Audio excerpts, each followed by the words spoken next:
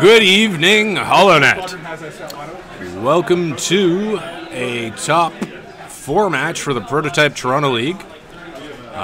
Here at 401 Games in the heart of Toronto with Christian J.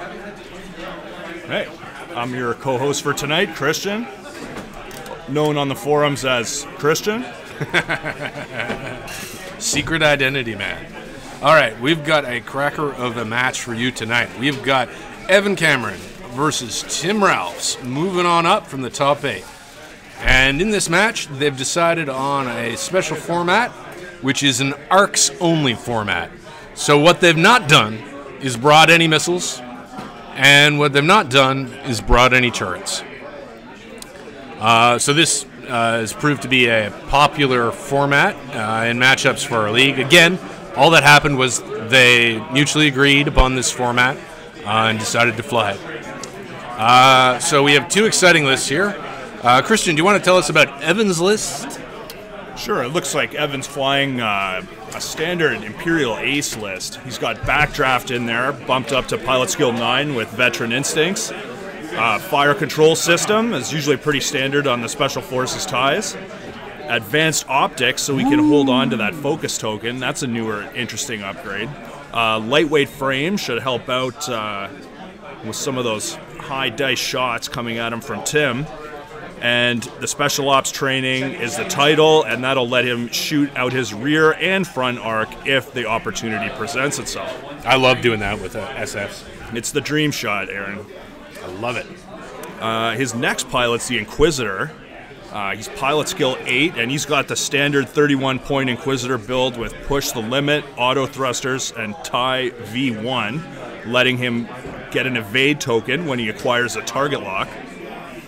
It'll be interesting to see how the Inquisitor's going to dance here with Fen Rao on Tim's side, and Guri is Dangerous Knife Fighter as well. And the final ship in Evan's list is Old Countess Riyadh with their infinite K-turns, and she has Lone Wolf, Twin Ion Engine to give her some green bank maneuvers, and the TIE X7 title, letting her take an evade after any 3-speed maneuver or higher. Except now, not when blocked. Or right. Landing on an obstacle. Over on Tim's side, we have the man himself, Fen Rao, with the Tani Mind Link, Auto Thrusters, and the Concord Dawn Protector. We've got Enaldra Mind Link to him, so Enaldra's in a light sick with nothing other than Mind Link. So the plan there will probably be to keep Enaldra out of the fight and use her as a focus battery for Fen. Meanwhile, we've got the linebacker Guri with Intensity, Fire Control System, both of the titles, and Auto Thrusters. Now, I believe Tim has given the initiative to Evan so that he was able to place his Guri after Riyadh, and Guri will also be moving after Riyadh, so that's huge. Finally, in Tim's list, we have the Sick with the mostest, little old Sunny Bounder. He's got a heavy Sick title and an Ion Cannon. So with any luck, Tim will be able to leverage that Ion Cannon to mess around with Evan's aces. I think that Ion Cannon's really going to come into play here, Aaron, because with Sunny Bounder shooting at Pilot Skill 1, Evan has to be very careful that he doesn't use up all his tokens and maybe want to save one, because that Ion Cannon can cause serious problems for him depending on how he's positioned. For sure. And it looks like Tim is going to... It looks like he's setting up mostly to the top end of the map, and Fen Rao is in that threatening middle position to come up through the close side of those rocks. It looks like he's got Enaldra right behind him. Enaldra's on a huge stack of pegs, and he'll, as I mentioned earlier, will probably want to keep Enaldra out of the fight. Sunny must be down here at the bottom right, and well, we can see Guri there as well in the red Star Viper. That's similar how he deployed against me when we played on the weekend. He had Fen and Guri in the middle, and it made for some difficult choices, because whatever side I chose to go up, or if I wanted to take out the middle, I had both of those ships coming at me from different directions. And it gives them, they tend to cover each other. pretty nicely, and you can't let Fen Rao get right up in your face, so he's going to take your ship right off the board. Absolutely not. And here, Fen Rao, for the first time in a long time, is the top ace. He will be moving last after everyone. Oh no, backdraft is also a 9, but Fen will still be moving last. Okay, we have Sunny Bounder sticking close to the board edge. And we've got an Aldra doing a 2 to probably follow along the long board edge at the top of the screen. And we have a Tawny Mind Link going off and giving focuses to an Aldra and Fen. And here comes Countess Riyadh, ripping right up the bottom of the map there. Is he going for chase position on the sick, do you think? I don't know. I think he might want to set up good fields of fire in the middle of that map, because that really looks like where Guri and Fen are going to go. I don't know that Guri's going to rip really fast forward here. I would say Guri wants to leverage those friendly barrel rolls. We called them, yeah. We called them barrel rolls of duckery on a previous duckery barrel rolls. And that gives her really interesting options to really move her arc into a threatening position. And it's very hard to anticipate exactly who she's going after. Yeah, here it comes. Yeah. And then so she's now in a very good position to watch Fen's advance as he comes up last. Oh. And he's using intensity. The intensity is exhausted.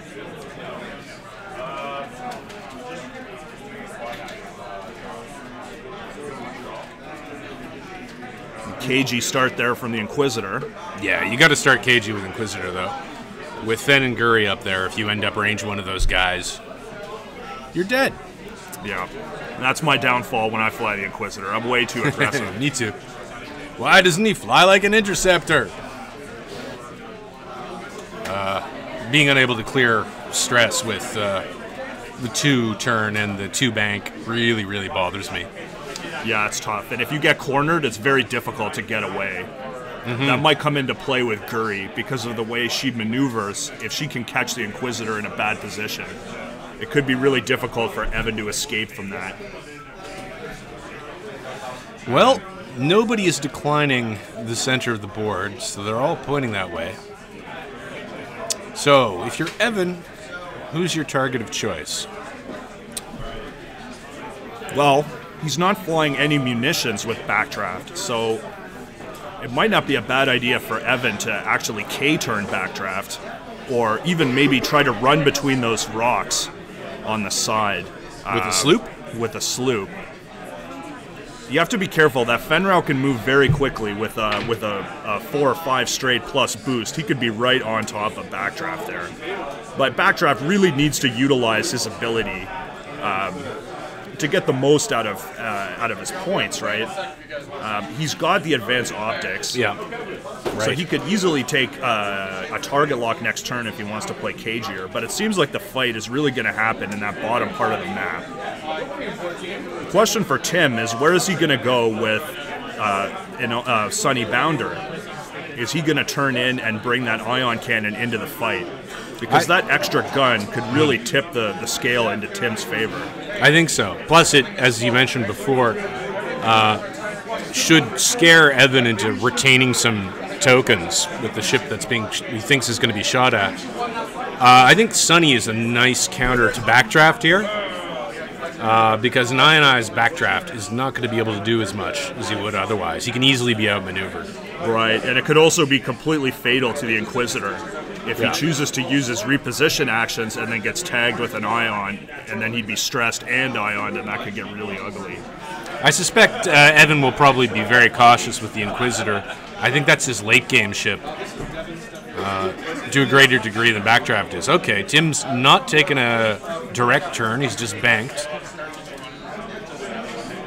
That bespeaks some long-term thinking. I think he's expecting Evan to do a slow move here, to do slow moves with his ships. That wouldn't surprise me, Aaron. Yeah. But here's the big move from Countess Riyadh. Yeah. I think that was probably safer than a hard 3 turn in the same direction. That probably would have lined her up with that rock. And I think she wants the option of taking advantage of those long 5K turns. Yeah. Part of the way you can avoid Fen Rao is to get really close to him, because he can't turn that tightly. If you can get behind him or on a 90-degree angle to him, you still have to be extremely careful, but it's harder for him to get arc on you. And you are right, here he's playing a little more cagey, keeping Riyadh off to the bottom of the map there. Yeah, I think the ideal position for her is behind Guri and Fen. Absolutely. At some distance, just throwing dice. Plus, then her lone wolf is active if she's far away from her peeps. So Guri is approaching that rock. I think we can see a friendly barrel roll coming up here shortly. And here it is. The friendly barrel roll. They're really addictive. Oh, they are. I wish Lieutenant Laurier had the ability to do that without a stress. Okay, intensities. And we have cautious moves from Evan.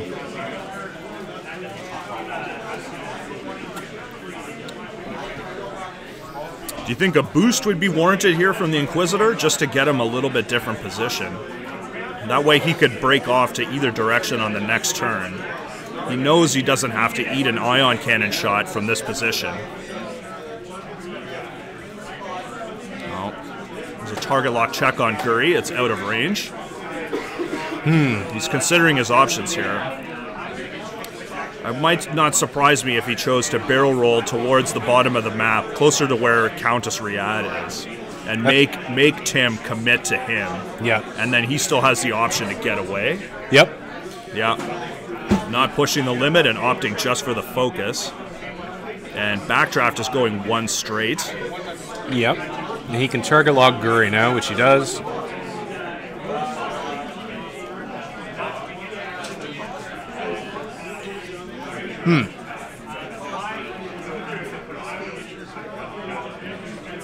And Ven gives himself space for a nice fast move next turn,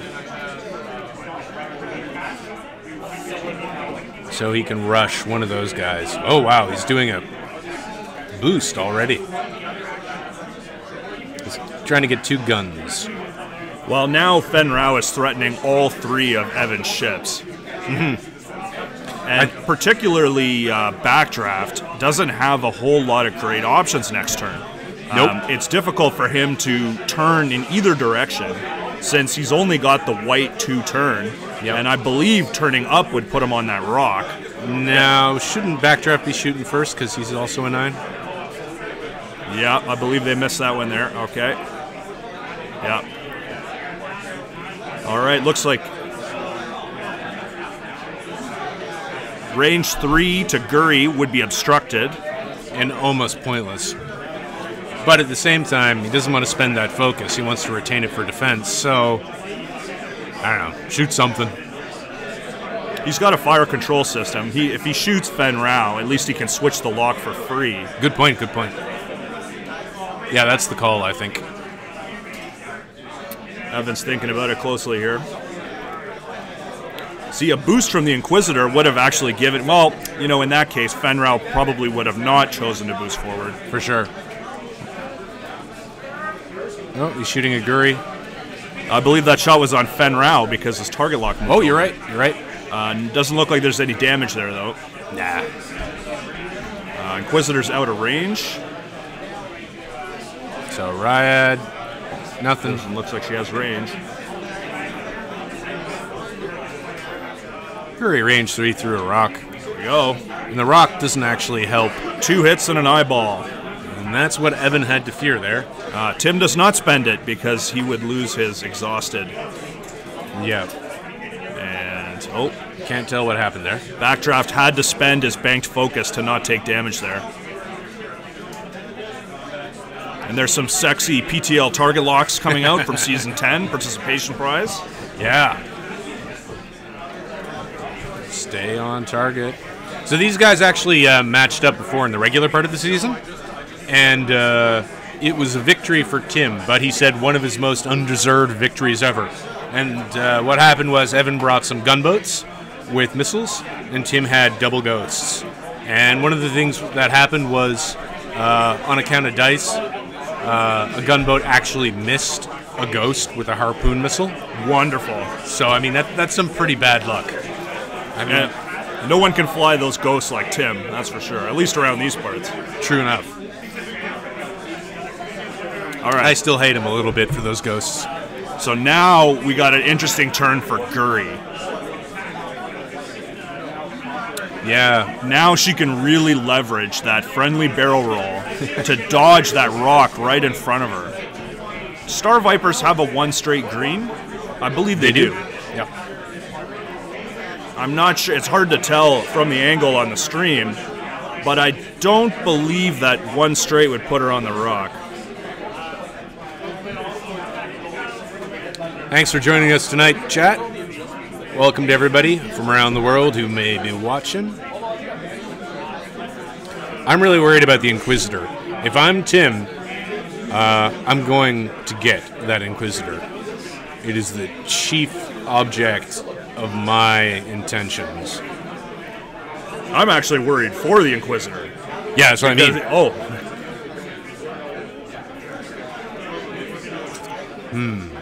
He's got a tough choice here, Evan, about where he puts that Inquisitor. Turning in seems almost suicidal with Fen Rao right there, because Tim could easily do a 3 straight, look where Inquisitor goes, and then eat him, depending on, that boost will put him in lethal range. Indeed. And the other thing is, as mentioned before, we're going to have Sunny Bounder back there with an ion cannon. So if the Inquisitor does some clever stuff where he boosts and barrel rolls after his maneuver to make it impossible for Fen to shoot him, Evan's really going to have to use Riyadh and Backdraft to protect the Inquisitor, and make it, make Tim pay for closing in on him quickly. Yeah. So I think Riyadh probably 3 banks. She could 3 turn, but I don't see a whole lot of. I think that would move her arc just a little too much. Thanks for joining us from the UK. Hope you don't have to work tomorrow, because I would assume it's pretty late over there. Or I hope your job is unimportant and you can do it with no sleep. That's the kind of job I need, Aaron. Me too, man. Me too. Running a train or something so I could take little naps.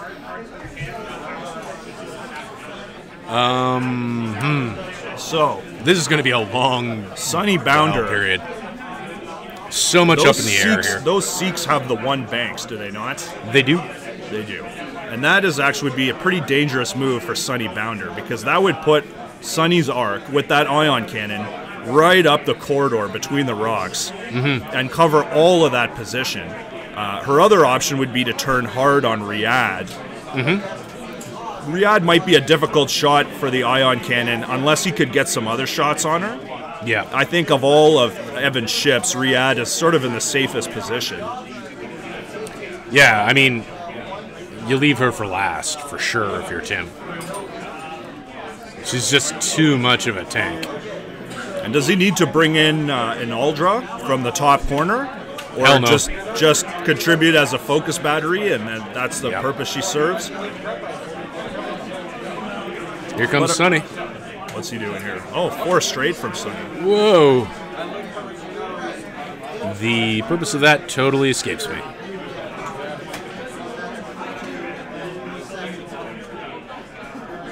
Wow. That's it. Sunny gets no tokens, having done that barrel roll. And an Aldra is turning in. Does he... Hello, Scotland. How you doing? You called it. There comes the 3 bank from Riyadh. I didn't call it. I think anybody could see that was the plan.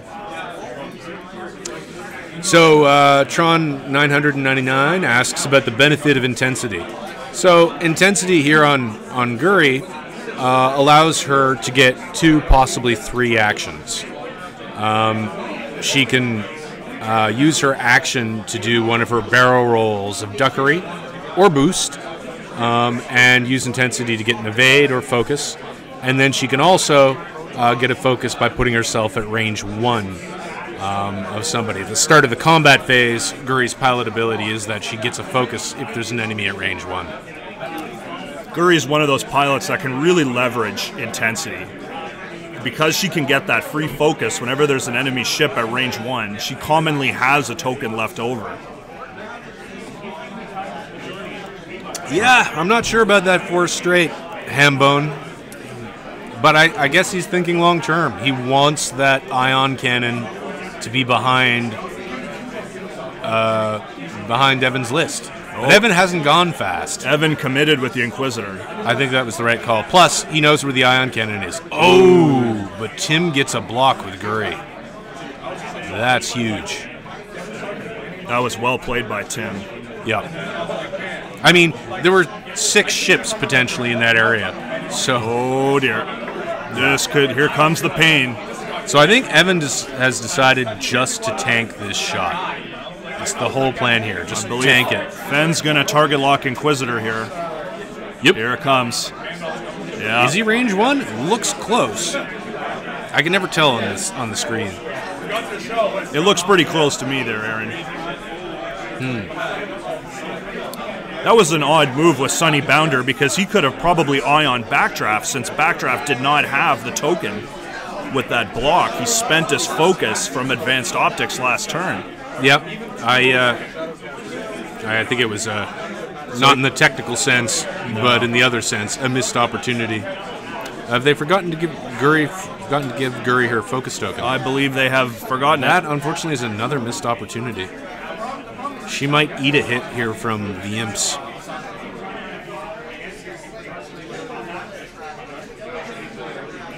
So no shot from Backdraft. Here comes the 5 dice Fen Rao shot. And it looks like money. 5 natties. All money. And Inquisitor, for every roll for the Inquisitor. Spend it all, take 1 shield. 1 shield. Wow. Evan has to be happy about that.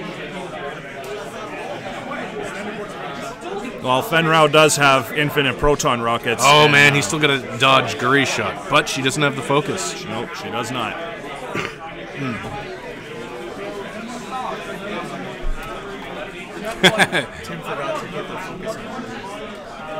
So, Hambone says he loves the new announcer. He sounds like he should be doing wrestling. I guess that's you, Christian. I appreciate all the compliments, guys. Thanks a lot. All right, so Guri, I missed the shot. She spends an evade. She take nothing? That was from Riyadh. I believe she took nothing there. That's good, that's good. And here comes Riyadh on Guri. Yep. Nice roll. Oh, that's money. Oh, and he forgot his focus. Oh, that Remember burns. your triggers, people. Remember your triggers. Moms of X-Wing players teach that to their children Guri took 2 there. But Guri's going to light up the Inquisitor right here. Guri does not have a target lock on the Inquisitor. It's all about variance. Oh, just 1 crit. Can't see that. Doesn't. That's the other shield from the Inquisitor. So that pretty much came out even. Weirdly enough. You know what? Maybe that wasn't a terrible move for Sonny Bounder to go 4 straight there. Because if you look at the position he's in now, a 1 hard turn covers a huge area where all of Evan's ships are concentrated. And whoever's going to be tokenless, they're the one that's going to get tagged with that ion, and that is really going to hurt.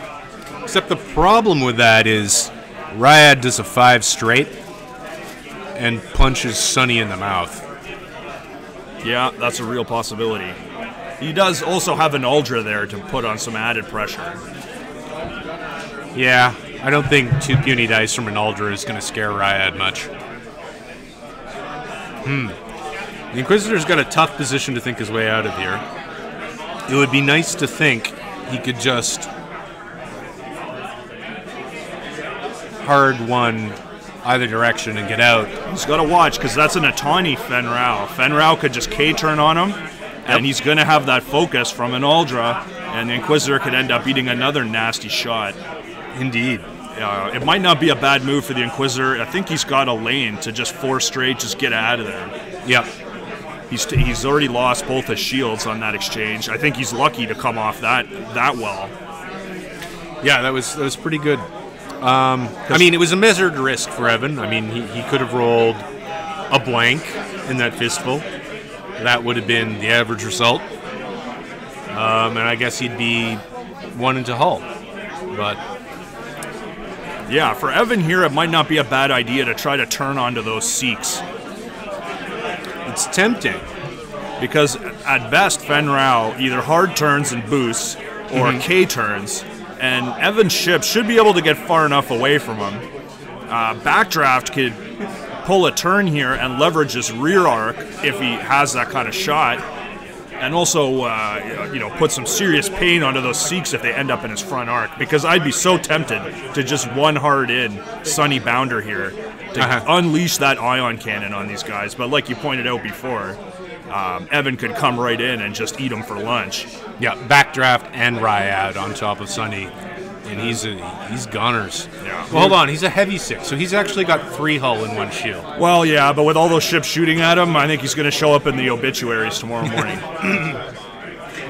Sure enough, there's that turn. See, that's hard to resist. It's just such a great arc position. I imagine that was the plan. Now, I mean, maybe he's willing to trade Sunny or most of Sunny's health to get an ion shot on backdraft here. Absolutely. If he can make it pay off. Well, there's the focus for Fen Rao. We're going to see Countess Ryad move next. And there's really no other move than a straight. There it goes.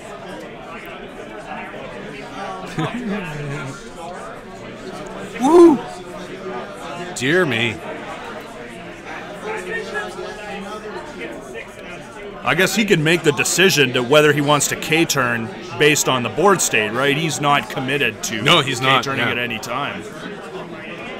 I mean, had he turned around, there's a high probability he wouldn't get anybody in arc. Right. So, might as well go for the target you could see. All right, yeah, sure enough, it does look like Inquisitor's choosing to just get out of there. Yeah. I mean, where could he really have gone? One banks either direction. That Star Viper could still light him up. Yep. I don't know why Guri didn't move. Did she bump? Maybe we missed that. I guess we did. Yeah, he might have self-stalled because Guri gets that free focus. I don't see how that helps him that much, but maybe he was anticipating the Inquisitor would try to pull something sneaky because he is slippery like that. Oh, there he goes. It's just going to be all 3 ships on poor Sunny. Oh yeah, Sunny's going to take it big time. And I don't think a Talon roll will put Fen at range 1. So backdraft is doing the... Does he clear that?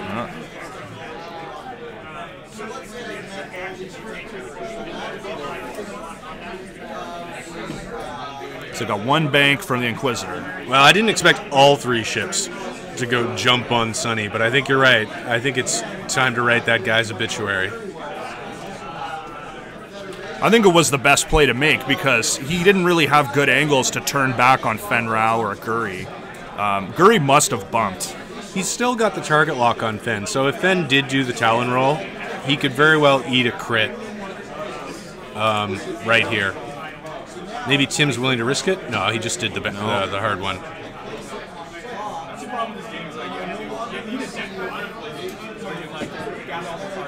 I mean, he's at range 2 right now.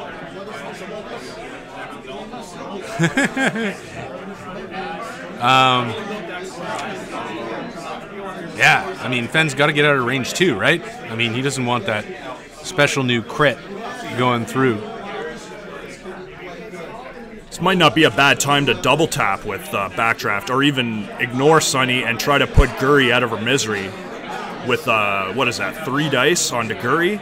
See, no I really target lock. I really like the free crit on Fen. Absolutely. I think you're right. The double tap is the call. Oh no, he's only doing 1 way. Why?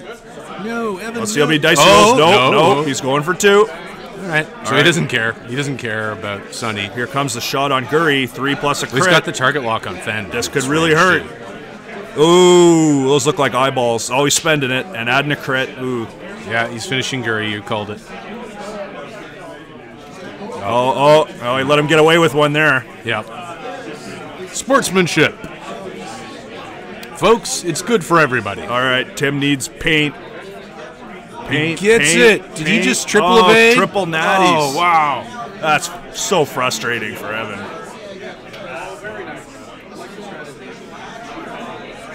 Oh, he can put some of that range into Sunny Bounder right here. Because now Backdraft has no ion, has no tokens, and it's probably going to eat a ion cannon. Assuming Sunny Bounder is still alive to fire his ion cannon. Well, he's looking at 6 dice. Now, so Inquisitor's going to take a shot at him. And he's got 3 greens with 1 token for both sets of 3. And Inquisitor's just going to spend the lock, right? Why wouldn't you? And spends the focus. And what do we got here? Paint. And now, does he spend the focus? He has to. Otherwise, He's I think one of those 2. is a crit. No, because he changed them all with the focus token, so they're all just natural hits. Really? I can't tell with those dice. I think he's got to spend it here because he's just got to rely on luck to survive from Countess Riyadh's going to unload on him at range 1. Sunny Bounder's taking him 3 at a time. Oh, that's painful. Here comes the target lock. Oh, got away with 1 there. And needs at least 2 evades to survive here. No. Oh, no, he might survive actually because he's got 3 hull. Took 2 damage. See how many cards he pulls out. 1, 2. Looks like Sunny Bounder survives on 1 hull. Right, and no one has any tokens? Well, the Inquisitor does, so... Oh, you take that shot at Backdraft. You do, for sure. Oh, yeah. Still, because it's not the worst thing in the world. Fen can hard 1, and he's going to eat a Backdraft shot, but hey... Yeah. Fen Rao has basically reinforced at range 1. Tim's running ahead. He's forgotten that he's got a shot with an Aldra. 2. Don't think Backdraft's going to dodge that. 1. So the Ion effect has gone into Backdraft. So, did he miss an Aldra there? I think he forgot to shoot an Aldra. Oh, Tim. Okay, so that went not so great for Evan, despite the fact that the position looked good. It did. I guess it was those trip natties on Guri that really saved her bacon. He's got a lot of damage spread out. Did Backdraft get Ioned? Is that an Ion cannon there? Yeah, he took the hit, so he got Ioned. Oh yeah, I think I see an Ion token poking out above his wing there. Yep. So that's going to be rude because Fenrau is doing a 1 hard boost 1 away from the rock, and he'll probably have him at range 1 with a target lock and focus. Maybe. It might be the Backdraft can do the ionized 1 forward and barrel roll. Guri, I think, has to sloop here or run. She's got intensity, not a tawny, so she can go ahead and sloop.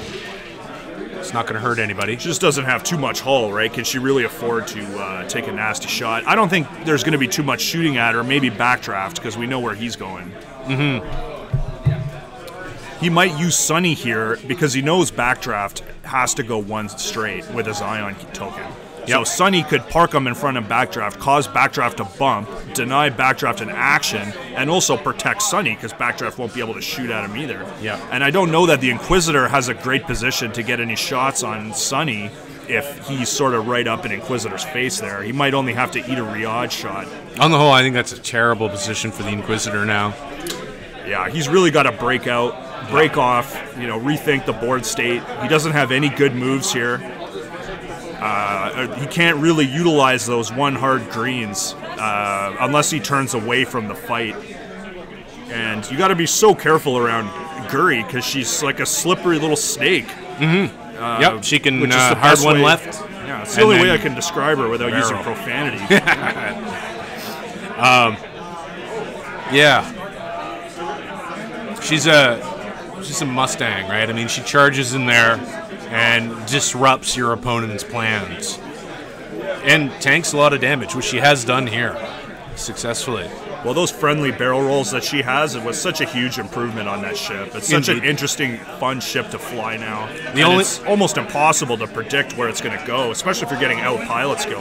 For sure. And even when you have a pilot skill advantage, she can end up in weird spots you never expect to see her. So sure enough, yeah. As you called it. Sunny, getting the block on Backdraft, denying him actions. Riyadh, I'm almost positive will pull a K turn here, but you know, backdraft, those special forces, I mean, when they don't have tokens, they take big damage. I mean, he can bring an Uldra in here and really put the hurt on backdraft. Maybe not from that position. I think he was scared he might clip the rock with a bank there, would be my guess. I think he's setting up for a... he could also cover Riyadh's if she goes for a short K turn. Yep, he can block her next turn. Yeah, here she goes. Another 5K, looks like, yep. The barrel rolls are sheer duckery. Extreme. Okay. Okay. This time he did not bump with Guri, so Guri did a hard one. Yep. I wish I knew if her card was exhausted or not. It's by his hand there. I think it's exhausted. So there was that turn where he forgot to use Well, we're going to find out in a minute. He just did a boost. Yeah, I think the barrel roll of duckery that would arc him forward would have been the better choice. Looks like he did not exhaust it. It is exhausted now. Okay. You can see it in the bottom right he corner. unexhausted it last turn. That's what happened. Because he, remember, he rolled triple natty evades. Yes, that's correct. Here comes Inquisitor. He's just getting out. I don't think he had a better move than that. I mean, where's he going to go, right? Does clear your stress there, Evan. Yeah, he's going to use both Wonder actions. If he... I don't think he's too concerned about an Uldra shot. He's got to get to a position where he can come back. Do you have to push the limit here, or would this be not necessarily a bad turn to clear your stress and set yourself up to give you the option to K turn next turn? While that's tempting, I think he's got to get into a position where he can hunt Fen with his pilot ability, and he's the only one who can. Yeah. No, it looks like he's just choosing to tank up. Okay. Well, we all know who Fen's target is going to be here. Yeah, and there's the bomb. Oh, also, I think Inquisitor was out of Guri's arc, so he's not particularly worried. Right. Oh boy, here comes Fen Rao. Fen Rao is basically Sunterfell with infinite proton rockets and a free reinforce at range 1. In arc, yeah. And he's only a point more, so that's quite a bargain. It's funny, a couple waves ago, he seemed like such a monster compared to everyone else. Now he just seems like a decent, good ship.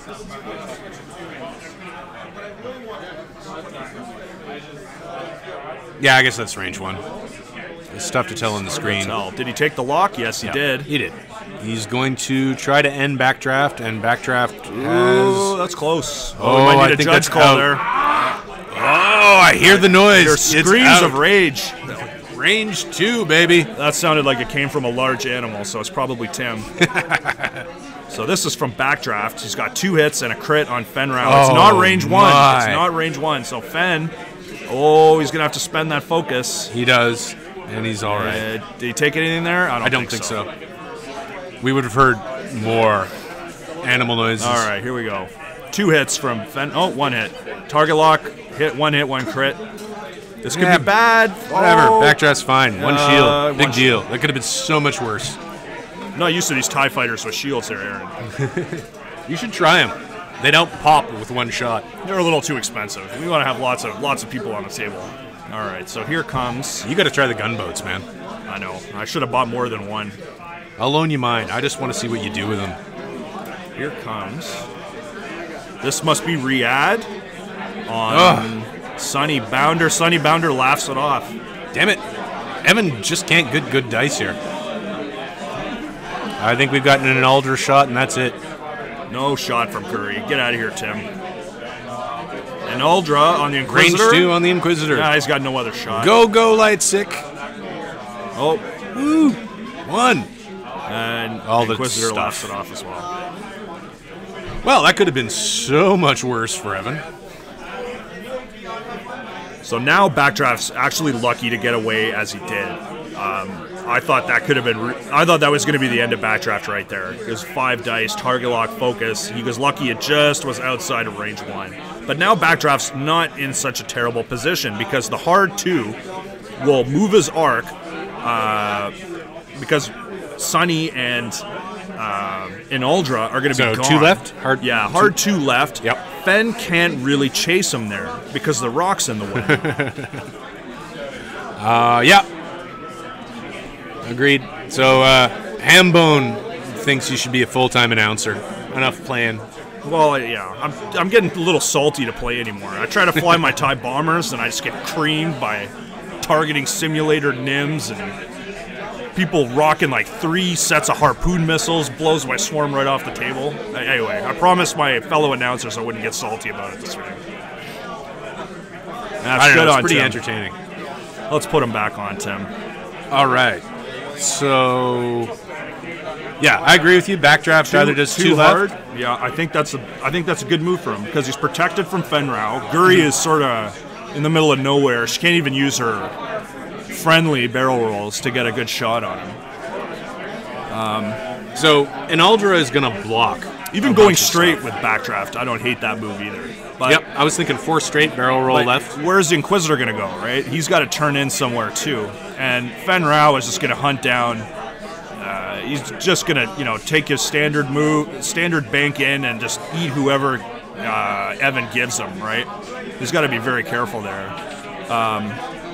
Yeah, and Sunny will probably 2-turn to the left, ship left. We haven't seen Evan utilize the Lone Wolf on Riyadh at all. I mean, it might come into play later. I mean, even if you don't end up using it in the first half of the game, if Riyadh is your last ship and you have it, you become invincible at that point. It's really hard to kill her. Right. And it protects you so magnificently up against TLTs. I mean, they just can't hit her. Absolutely. So where do you think the Inquisitor's going to go here? You think he's going to keep running, or maybe turning in is so risky? Yeah, I agree. I think he has to run again. I think he has to 4 straight, maybe 3 straight, boost and take a token behind La Luna up there, the Moon Rock. I would expect I would expect Guri to hard one here. Yep. And depending on the board stage, she'll use her barrel roll. I mean, she can do a 2 and get right up in there. Yeah, her intensity is not exhausted, so Tim can afford to be pretty aggressive with her. He knows he can get evade focus coming in if he ends up in range 1 of one of Evan's ships. I think, actually, Tim might want to do a 2-turn with Guri, bank 1 with an Aldra, blocking up some of Rad's options. I was just looking at that, and pincer her for Fen to come and kill her. So here's Sunny Bounder. Hurt her bad. Okay, so now Sunny Bounder's covering that bottom part of the map. So the Inquisitor, if he turns there, yeah, he's covering quite a bit of it. He's also covering a straight move from Riyadh. Yep. I would say anything more than a 2 straight is going to bump there. And I think an Aldra's going to block the other spot. Ooh, that was a bit here further. She comes. Ooh, but if the Inquisitor 1 banks here...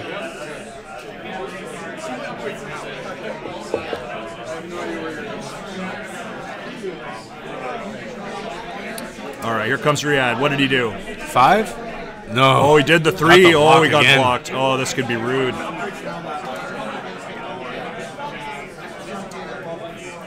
I mean, if the Inquisitor gets out of there and a backdraft gets out of there as well, that's maybe not so bad if she's got her Lone Wolf active, but I don't think he will get backdraft far enough out. Oh, yeah. Thanks for pointing that out, Brecken. There's only 36 minutes left in the game. It's a tall order for Evan. There comes that friendly barrel roll from Barrel Guri. Duckery. Yep. And she's just fearless. She's just getting right up in there on 2 hull with her intensity. So she uses intensity to get the evade from the barrel roll. Here comes Inquisitor. Oh, he ran. That was really his only option. I mean, you're right. He could have turned away, but it's not a great place to be anyway. They're probably going to boost to get out of that, I would think. Yeah. Boost and roll, perhaps. Boost and roll. He can expect nobody shooting at him. So long as he can get out of Sunny's arc, actually. Probably should have barrel rolled first. Sometimes it's hard to tell on the stream. Absolutely. Yeah, it's a big party in the middle of the map. It's a party in the middle of the map. I think that got him out of every arc. Let's hope so. All right, so here's what I've been waiting for. What's he doing? The too hard? Let's see it. Yes, he did. Yeah, he did. Yeah. Which I think is a good call. The 3 bank also would have cleared there and would also be a good call. So, I mean, he only needs to do 1 damage to Sunny, which is number 4. His target lock's on Fen Rao. Yeah. Ooh, Fen did the 2 bank. Okay. I don't believe he has room to boost in here. But he can barrel roll and get that range 1 shot on Guri. You mean on Riyadh, right? Yep. Yeah, looks like that's what he's trying for. He can also move back to be sure he's out of backdraft's arc. Yeah, he wants to get out of that. The question is, will he fit? Yeah, looks like he does. Yeah. Yep, that's the move. Sweet.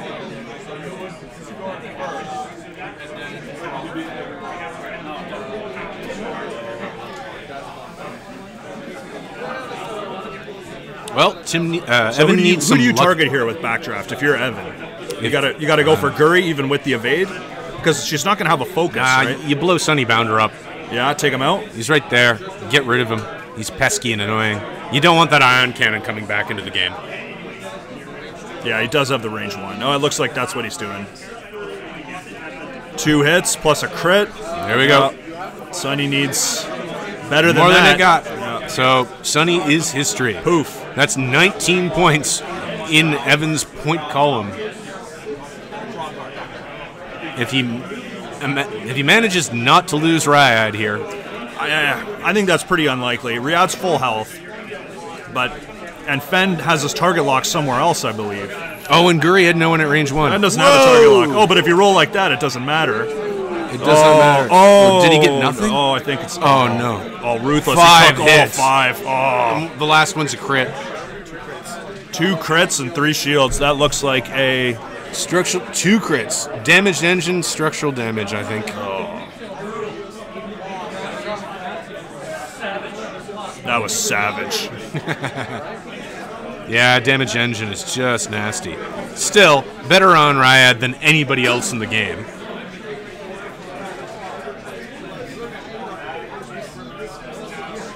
Well, Evan's taking damage on every. Well, let's see if she can live here. It's just 1 crit, so he just needs. Yeah. Evan just needs to roll 1 paint. Well, why wouldn't he? Because he's got that'll use up his intensity. Yeah, roll the dice, man. No, he does have to spend it. Oh, sorry, that was Riyadh on. Never mind. I got confused. So now it's Guri on Riyadh.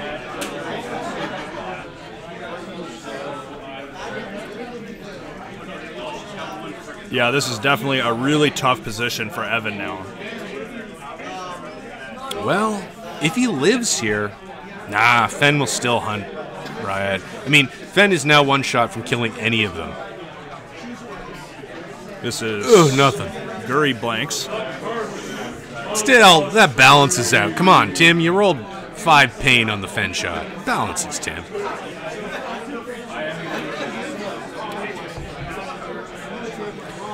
All right. Still a rough scene for Evan, but that actually, on the whole, at least got him some points on the table. So I don't know. Oh, he's thinking about what? What's happening? Oh, fire control. I don't think he's going to move that target lock from backdraft. I think I'd go for one of the others at this point.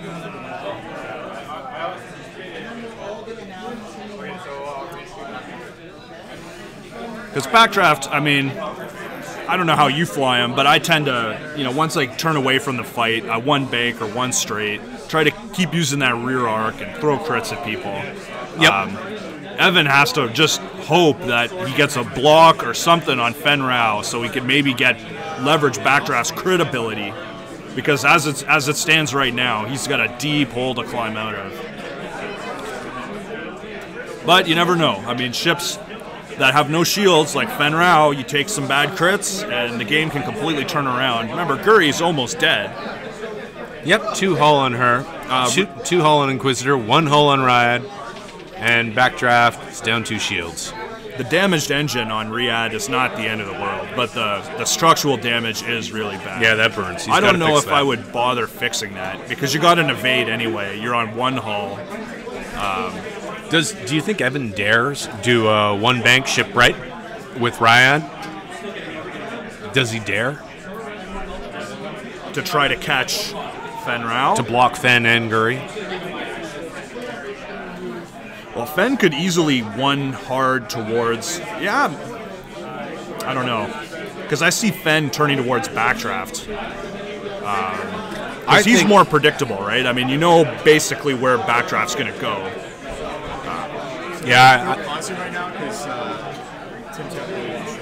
Okay, we're having a little momentary pause, folks, on account of Tim has bathroom needs. So Michael Grubb says, I'd try to take out Ryad next turn with Fen and keep pressure on the Inquisitor with Guri and an Aldra. Then it's a points game. Yeah, absolutely. Ryad's worth what? 35? Yeah. Fen got the Inquisitor, says Brecken Kendall. Yeah, I could see that. Indeed. Yeah. I mean, where's Inquisitor really going to go? I mean, he's got to get around that rock. I like the idea of just turning Fen right and just attacking Ryad wherever she goes.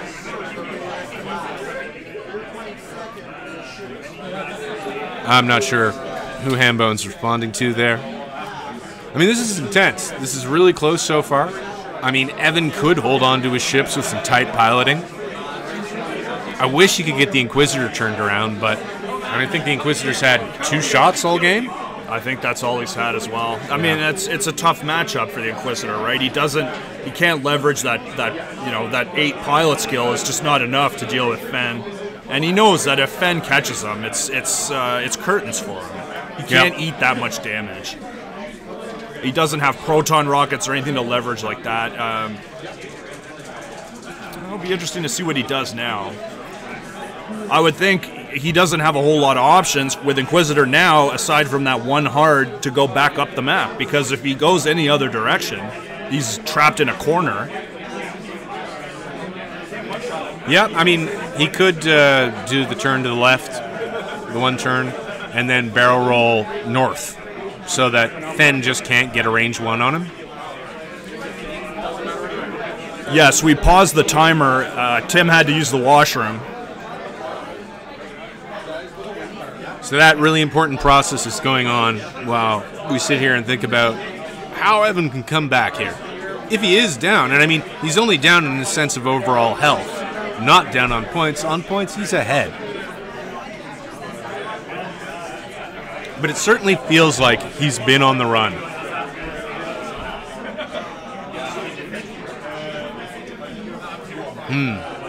One of the nice features of having league matches as opposed to tournament games is that we can pause the time. Looks like we can restart the time there as well. Okay, Tim's back, checking his dials.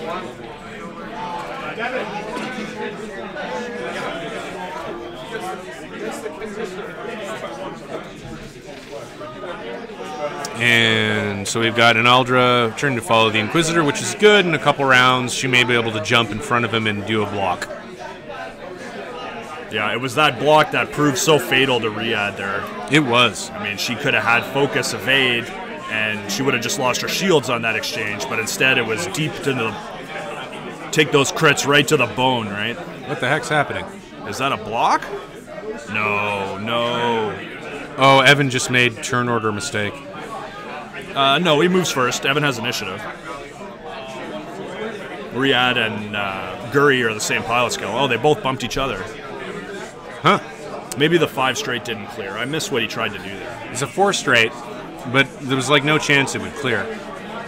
He might have forgotten who moved first. Alright, so let's see the Inquisitor. Yeah, 1 hard. Well, where else is he going to go, right? I mean, he could have turned the other way, boosted, and... Now, the thing is, does he bank in?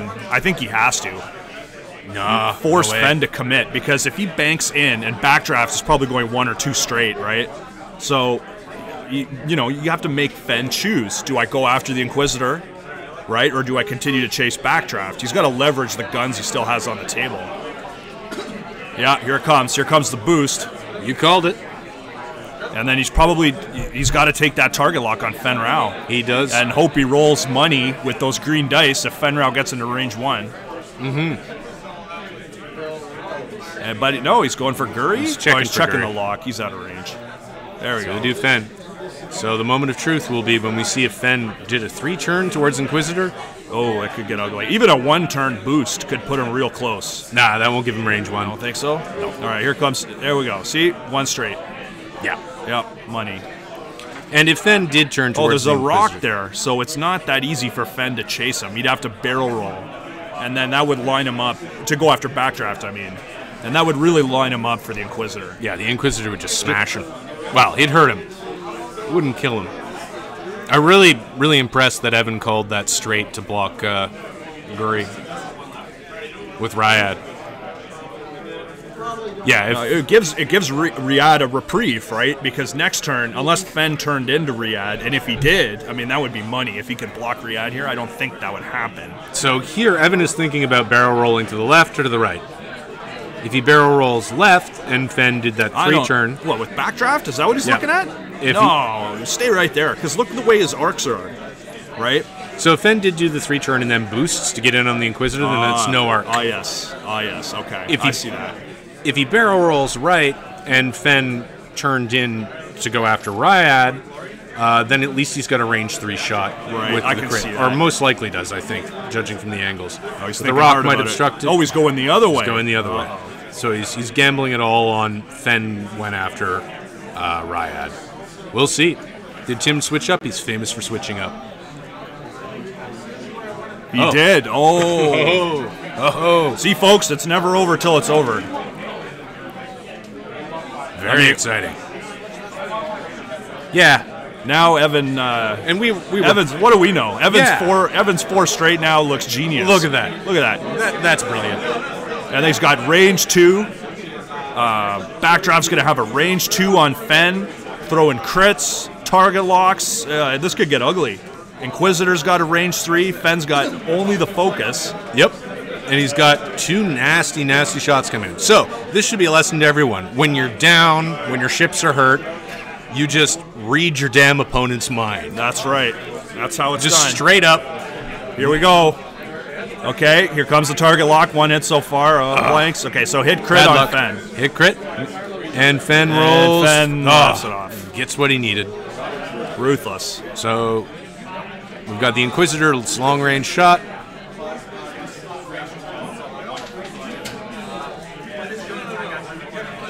What's happening?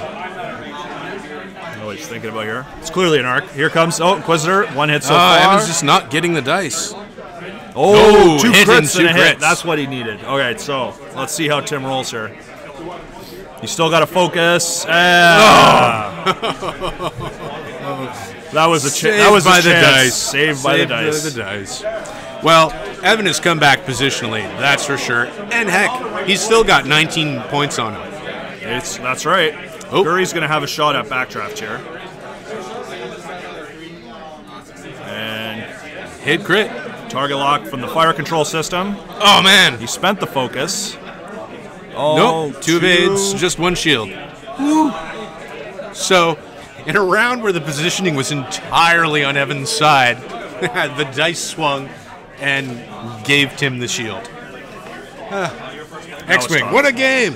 That was a pretty awesome move there by Evan to turn a really bad situation. Turn it around and I mean, what can I say?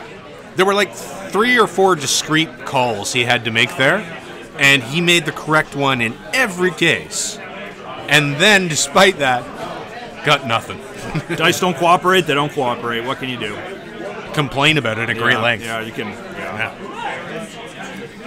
All right, so now, does it make sense for the Inquisitor to bank in and keep the pressure on Fen Rao? Yes, because Fen is still going after Raya. Because, unfortunately, Backdraft, this is what was a problem I get to run into Backdraft. He starts getting further and further away because you keep wanting to go 1 straight, utilizing that rear arc, getting that free crit, and at some point he has to sort of get back in the fight. I think he can afford to do another one straight, and he'll still have a pretty good shot at either Guri or Fenn. I think he should do the sloop now. Yeah, to just get back in the fight, eh? Get it over with so he can come back in. Why didn't Guri fire they're at Countess? They're bumped. They're touching. They're overlapping, so she couldn't.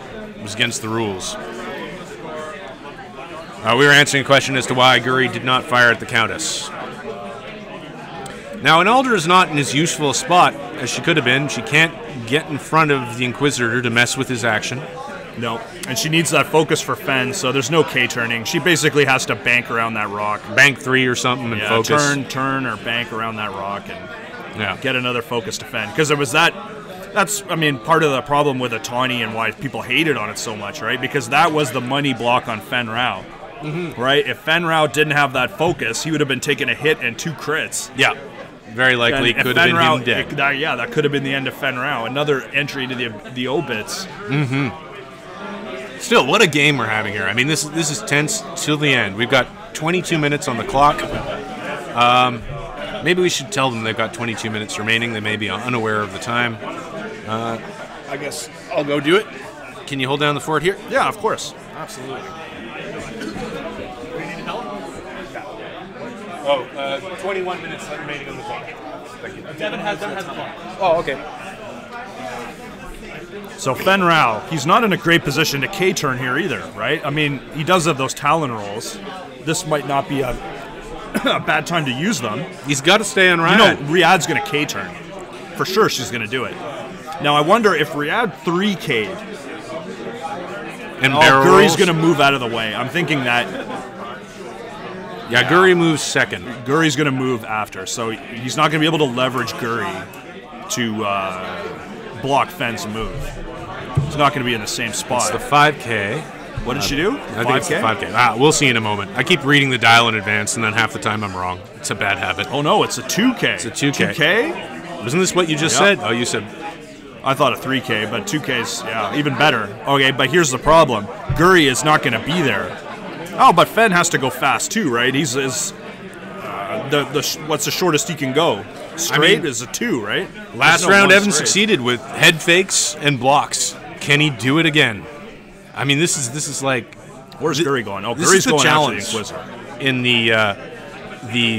the X-Wing skill first meta, right? You've got to call your opponent round after round after round. Absolutely. I'm worried that Fenn's gonna do... Oh yeah, he saw that one bank in from the Inquisitor, and he's going to shut that down right now. Yeah, there's really, because that was obviously the Inquisitor's best move. I'd be very surprised if Evan did anything else. Yeah, that looks like a one bank. Yeah. Even with Guri doing that, that's still the right move, right? Yeah. Get that stress off him. Take a pot shot at Fenn. So that's going to be a bump. Man, is it actually possible for Fenn to get on Guri this turn? Not Guri, sorry, Ryad. Keep saying that. I don't know. I mean, if he did something like a 2 straight, and he might have done that, and we're going to find out in a minute. Backdraft's going to move first. Here comes the 1 straight. Yeah. Yep.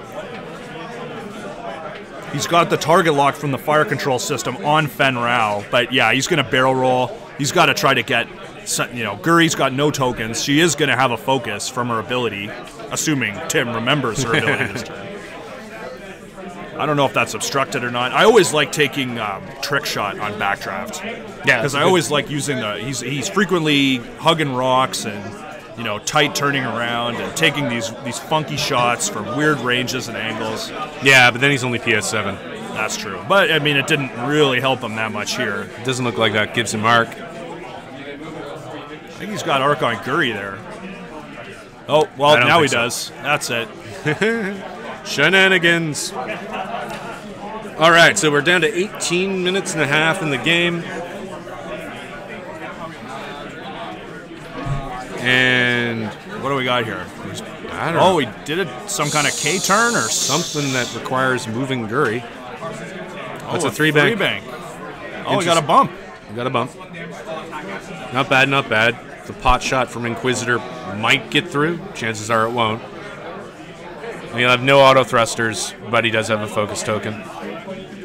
Again, some supreme anticipation and maneuvering from Evan, also from Tim this round, blocking the Inquisitor. Just high-quality skill game, folks. Well, Riyadh's got a shot this time, and I think her Lone Wolf will trigger as well. Oh, I think you're right about Backdraft being on Guri. Oh, two crits. Two crits on Guri. Through a rock. Through a rock. Oh, he's got to spend that focus. Spends the focus. Why wouldn't he?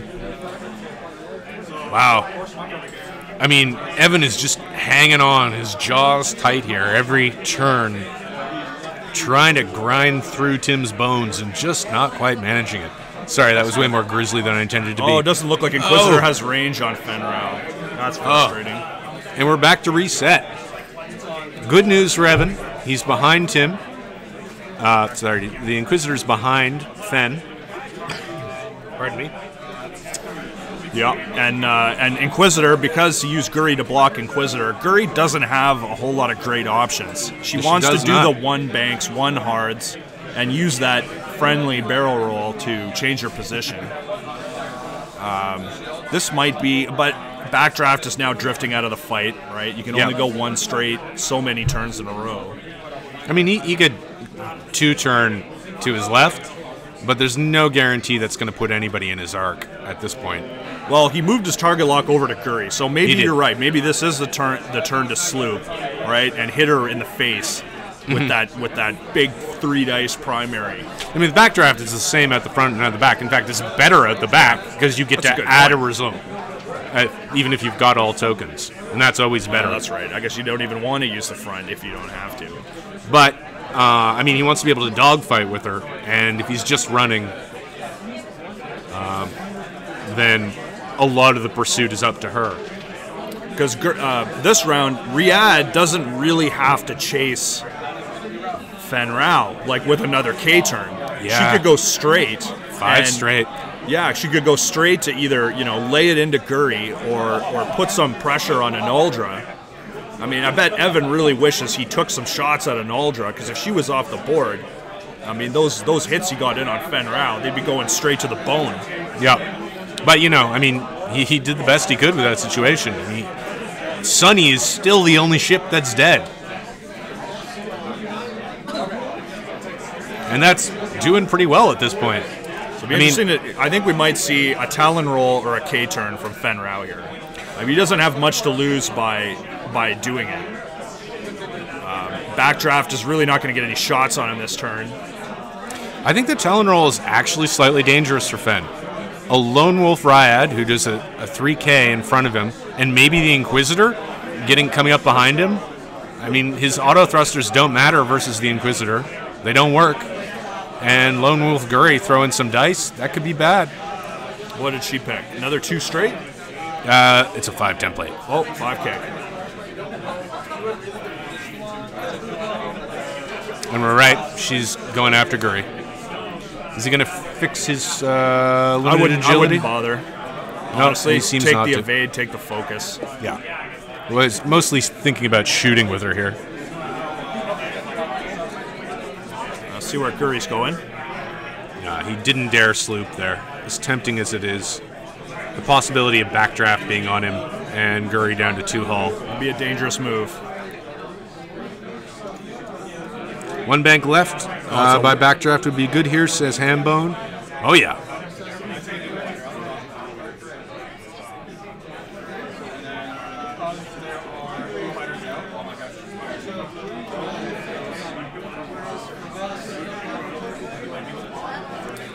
So Guri's target lock is still on Backdraft. So this could just be a shootout here. If Backdraft did the 2-turn, he might be able to barrel roll out of his arc, out of Guri's arc. We'll find out here in a second. Yeah. Here comes Inquisitor. Yeah, like this is what 3 straight and boost and... Oh. 3 hard. Uh-oh. Whoa.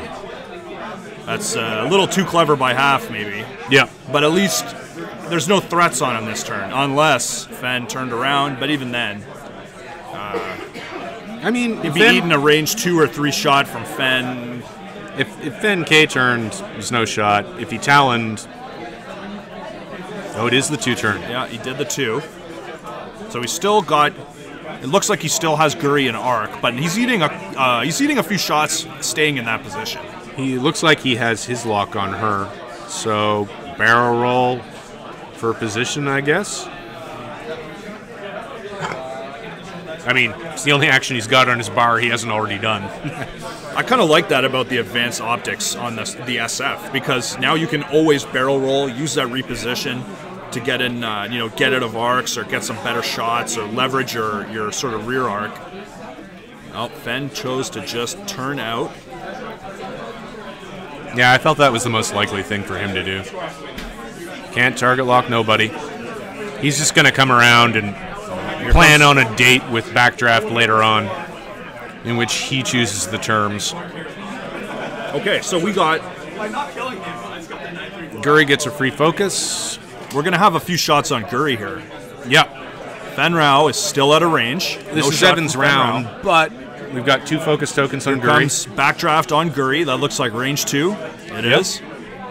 If he gets a lucky roll here, he'll have 3. We can't see that because it went off the table, and Evan's going to think about it. Oh, well. Reroll one of them, so there's 1 hit. Oh, he must have been re-rolling an eyeball. So hit, crit. Ooh. 2 hits and a crit. Oh, 2. Oh, crit goes through. What is it? Structural damage? They're going around, I guess. Now, the interesting thing is structural damage applies immediately. Oh, yes. So he's going to have to eat Riyad's shot with only 2 agility. Exactly. It's often one of the best crits you can get in this kind of situation. We have 2 hits from Riyad. Or is that Fen? No, Fen's out of range. Okay. Oh, blank! Scurry's down! Oh, noes!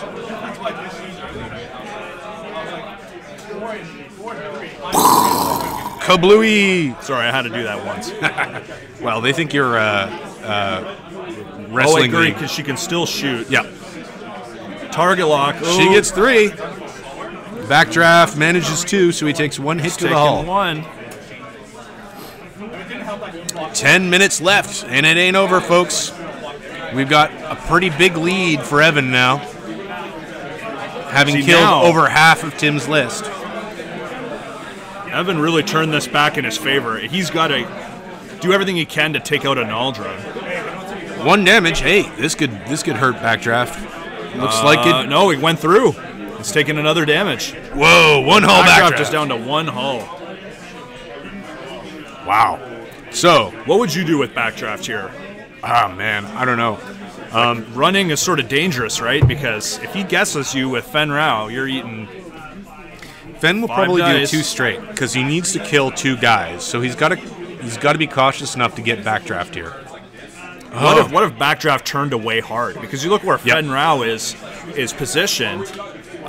He can't go straight, right? Unless he wants to go right through that rock. The only problem with the 2 hard is Forkin and Aldra can kill him now. He's got 1 hull, and he can't double token this round because he spent his focus. So an Aldra can take Backdraft out.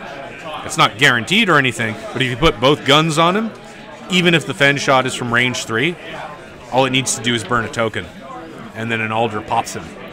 That's very true. I don't know if that's what the safest move is for him here, but I mean, a 2 hard away. If he 2 hards towards the Hoth X-Wing symbol at the top left of the map. Yep. Fen, I don't think can get to range 1 with a boost. What could he do? A 3 bank down and a 1 bank up? That's close. He can't go straight from, or at least it looks that way from here. 1 straight hide behind the rock. That's maybe not a bad move. It might be the best move. But if Fen decides to go straight, slowly, like a 2 bank to one side of the rock or the other, he's going to be able to barrel roll back behind that rock just to make sure that Backdraft's, shut out his lights, so to speak. Yeah, but he needs that range 1.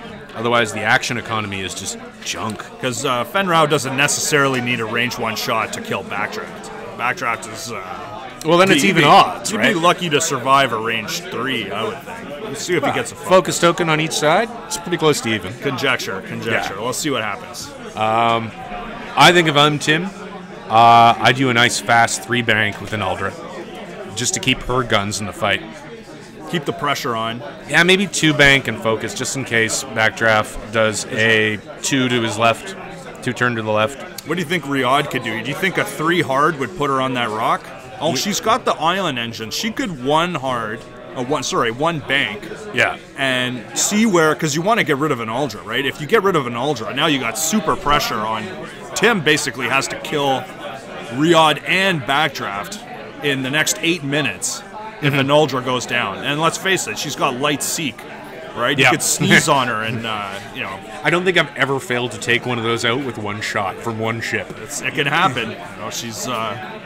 I mean, it's like you blow off the shield, and then you've got, what is it, like 33% chance to blow it up with a direct hit? And Aldra needs to put, polysporin on everything. Any little cut or scrape, and that could be, that's the end of the road. So, folks, if you're unfamiliar, what we're referring to is the Light Sick title, which came out with the Sea Rock.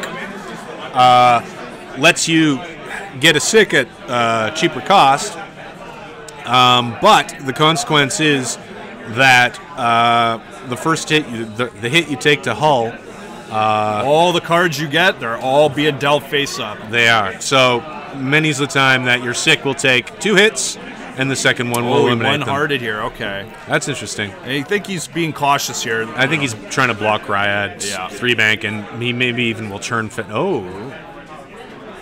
Wow. So he's leaving Fen to fend for his own token. Try saying that 3 times fast. Tim may be thinking of this as a repositioning round. Oh, it was a good. Oh, did he clear? No, I think it's a I block. think we're going to need a judge. Let's get Big Devin in Again, there. such blocking this game. Like, really, so much of this game is hinged on outthinking and blocking. Oh, I think that. Is that clear? Move your digits, Tim. No, I think that man. blocks. That blocks. Yep. Still, unless Fen can capitalize on that, that don't mean much. Just some advice for our viewers watching out there. Please roll up your sleeves, guys, when you're playing X-Wing. And pull up your pants. And, well, yeah, we can't see that on stream, but... No. Yeah. All right, and we've got the hard one, target lock. That's what we saw coming. Target lock and boost? Oh, not even. Just take it all. Yeah. Yeah, You you're want right. focus, evade, target lock. Come on, Fen, come play my game. That's it. Now, he could even turn Backdraft toward, because even if Backdraft dies, he'll still get a parting shot at Fen Rao. He turned away. We got to remember that Fen has all 4 hull. Yes, that's very true. It's the 2 straight. What did he do here? 2 straight? Oh, Judge? Did. No. See that? Oh. Yeah, he was a little further off that rock than I anticipated. He could have went a lot faster than that. Okay, what does he do now? He barrel rolls away so the Inquisitor doesn't get that really nice shot at him. Well, it doesn't really matter where he goes because he can't barrel roll. Can he barrel roll out of range of the Inquisitor? Maybe. Yeah, I think so. And out of backdraft as well. But it's a stalling activity. Oh, okay. Yeah, he's going forward. That might still be in backdraft's arc. Did he get away from backdraft and Inquisitor? Yeah, I can hear them talking about it. Okay, range. I mean, shouldn't backdraft be shooting first? Backdraft has no arc. Is that what you think? No, here's backdraft shooting. Yeah, he laughs it off. All right. Well, did he switch the target lock? No. Oh, yeah, there he goes. See, Evan remembers his triggers. That's it. He's got 1 hit on backdraft. Backdraft's got 4 dice. Just 3. Oh, 3, right? The light frame. I mean, this is the thing about using lightweight frame. It's good. Is range 3 generally doesn't help you, just your enemies. What's that? Oh, that's an Aldra shooting at the Inquisitor. Whoa. The Inquisitor must have been out of range. Inquisitor don't care. All right. So, as a long-term strategy, that actually helped him pretty good. Now, the trouble is, he's only got 4 minutes. Yeah, backdraft really has nowhere to go here. Yep. But, again, 4 minutes. And Tim needs to kill more than just backdraft. He needs to kill 2 ships. Do you think a 4K with backdraft makes sense here? There's no 4K on their dial. There's just the sloop. The 3 sloop. You sure? Yep. I do fly these overpriced ties, so I know, man. They only have the sloop. I thought they had a K turn, but I might be mistaken. Trust me. would any sort of sloop fit there? Maybe towards the top of the map? Yep, I think that's the call even. Right, because I don't think Fen Rao, even a 5 straight boost, gets him into range 1, right? And he's still got to worry about the Inquisitor. He's still, I think maybe. Man, who's the most expensive ship that Evan has? It's Riot. Riot, yeah. But I mean, Riot's doing a 3K here. He's in no position to hurt Riot. Yeah. Hambone agrees that the Sloop 3 right from backdraft is the right call. I think so as well. What a game, though. This has been really intense, back and forth. Yeah, I mean, great game. There's not a round where we haven't seen some awesome flying from one or both of these guys. I mean, the way they're calling each other is just making this an excellent dogfight. Okay, we got a 3-bank from Analdra. She's getting into a position to attempt to range 1 the Inquisitor if all else fails. Well, she's got to be careful, right? Because the Inquisitor could also 1 hard. He could also 4 straight and boost. Possibly, but he could 1 hard, barrel roll, and, we could have some serious shots on Analdra as well, right? Yep. So Riyadh, takes the... No, he's target locking. Oh no, he's fixing his thing. Busted agility, and as per usual, it doesn't work when you need it to. Yeah, here comes the 1 hard. Oh, he went the other way. He's running. Evan's just playing for that last 2 minutes. Yeah. And why not, folks? Why not? He's given Tim a good throw down here. There's no need for him to...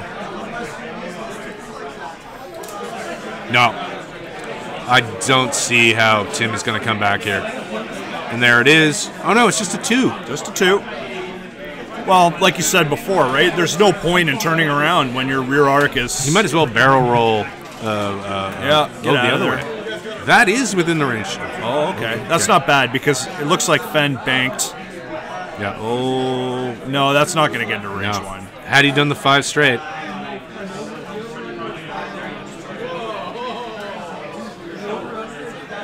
Sounds like Tim's grabbing a target lock. Yep.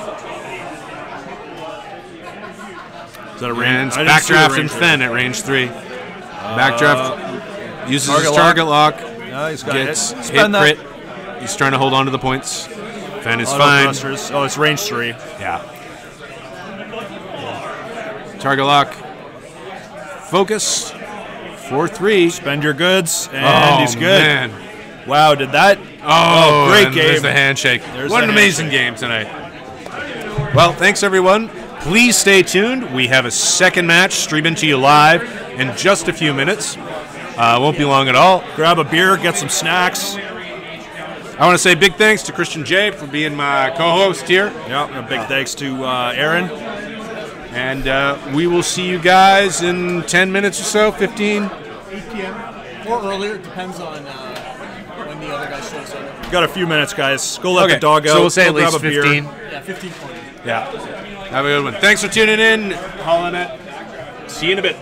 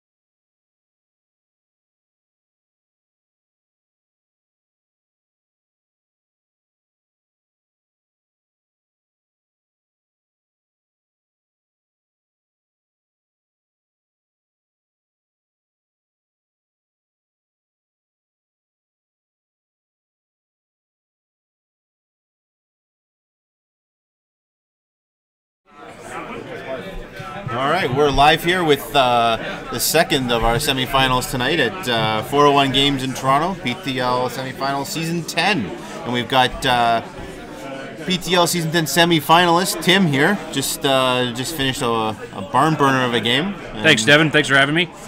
How you doing, sports fans? Jeff Asiri leaving. Goodbye, Jeff. We are in for a corker of a match. What have we got here? This is going to be one heck of a thing. Well, the semi or the top cut season of the PTL Prototype Toronto League season 10, or milestone 10th season, couldn't have come at a worse time in the year, Devin. You know, you had regional season, was right after Christmas. We all had to try and book the four of us together on the one night. We had to get Travis and Victor down here from FTW Live. It has been a marvel of logistical magnificence. And we got it done. We did. We get it done. And you know what? I was happy to be a part of the match that just happened. I'm hoping that you, and it was Aaron who was with you, wasn't it? I was judging. I don't know if you remember that. I don't remember. I was in a bit of a haze, actually. I remember talking to you about five times. Christian and Aaron, and they were enamored with that game. Well, I mean, Evan and I were trying out a new format that we've been pioneering or trying to try out.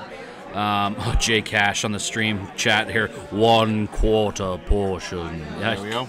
The magnificence of Unkar Plot cannot be understated. We were trying out a new format that the PTL is doing called Arcs Only. Evan and I, in true PTL fashion, of course, we discussed the tone of the match ahead of time, exactly the way Dan and Eric have done here tonight. You reach out to your opponent and you just say to each other, so what kind of game do we want to have? Do we want to have, gloves off, top competitive tier match? Do we want to have something mid-tier like Arcs Only, which is no turrets and no ordnance? Well, ordnance is a tough one. So we talked we talked about ordnance versus munitions. So an ordnance is like artillery or cannon or something like that. And the theme of Arcs Only was to be just Arcs Only, no turrets and no bombs or no disposable weapons. So that's what we said, munitions in the end. But this looks like a fantastic game coming up. We've got Eric flying Fen Rao in 3 Blue Squadrons, and Dan flying a local Rebel and 2 Wookiee Liberators. Sure. So, I mean, it's been... I don't understand. What are you saying? Sorry. When responding to the chat, read the question from the chat. Oh, read the question. Sorry. I couldn't understand what you were trying to read. Viewers later, when this goes up on YouTube, they don't see the vast majority of views. They don't see the chat. No, I'm sorry. It was an inside joke. I'm failing to pass notes here. You were. I was reading your note 3 times. I couldn't see it. It was an inside joke between me and Jay Cash from the YouTube stream, who was commenting on the amazingness of Unkar Plot, and I couldn't agree more. We've got a really open board here, huge amount of space, right? What do you think we're going to see? How do you think Eric wants to approach this match? I mean, Dan's got to come in, and I think he's got to play really cagey, because those Blue Squadron novices can just put a lot of hurt onto that Lothal Rebel. I feel like there's going to be a lot of dice thrown in this game. There's going to be a lot of dice. This is going to be a dice. What is this? This is 3, 6, 9, 12, 15, 18, 20 attack die per round, and that's if they're not at range 1. Right. We've got 10 on the Lothal Rebels on Dan's side, and we've got 11 on Eric's side. Yeah, and as a total of only 10 green die as well. Yeah. Not a lot of agility in this game. It's going to be, imagine it's like you and your best friend. You're just standing in the middle of the cafeteria, just slap fighting each other, just going, no. This is going to be rough. So why don't we go through our 2 players? We can talk a little bit about them, and we can go through each other's lists. And I love chirping Eric, and Dan's your boy from the East End. You want to do that way? Dan's great. Dan runs Game Schooled, which is our easternmost PTL venue. They've got a great little community out there. They always get a couple of guys into the top cut. This is Dan's first time in the cut, and he loves Wookiees. He loves the Azatok gunship. He loves the Ghost. So he's run that He's run the Ghost a couple of times in a couple of different variants. He beat Kelvin Lau on his way up. Imagine trying to fly an X-wing list while simultaneously running a business. Yeah. You don't want to have a list on the table that requires you to think 4 or 5 moves in advance. No, he does also enjoy castling and almost brought 3 Upsilons to castle if he were to play you.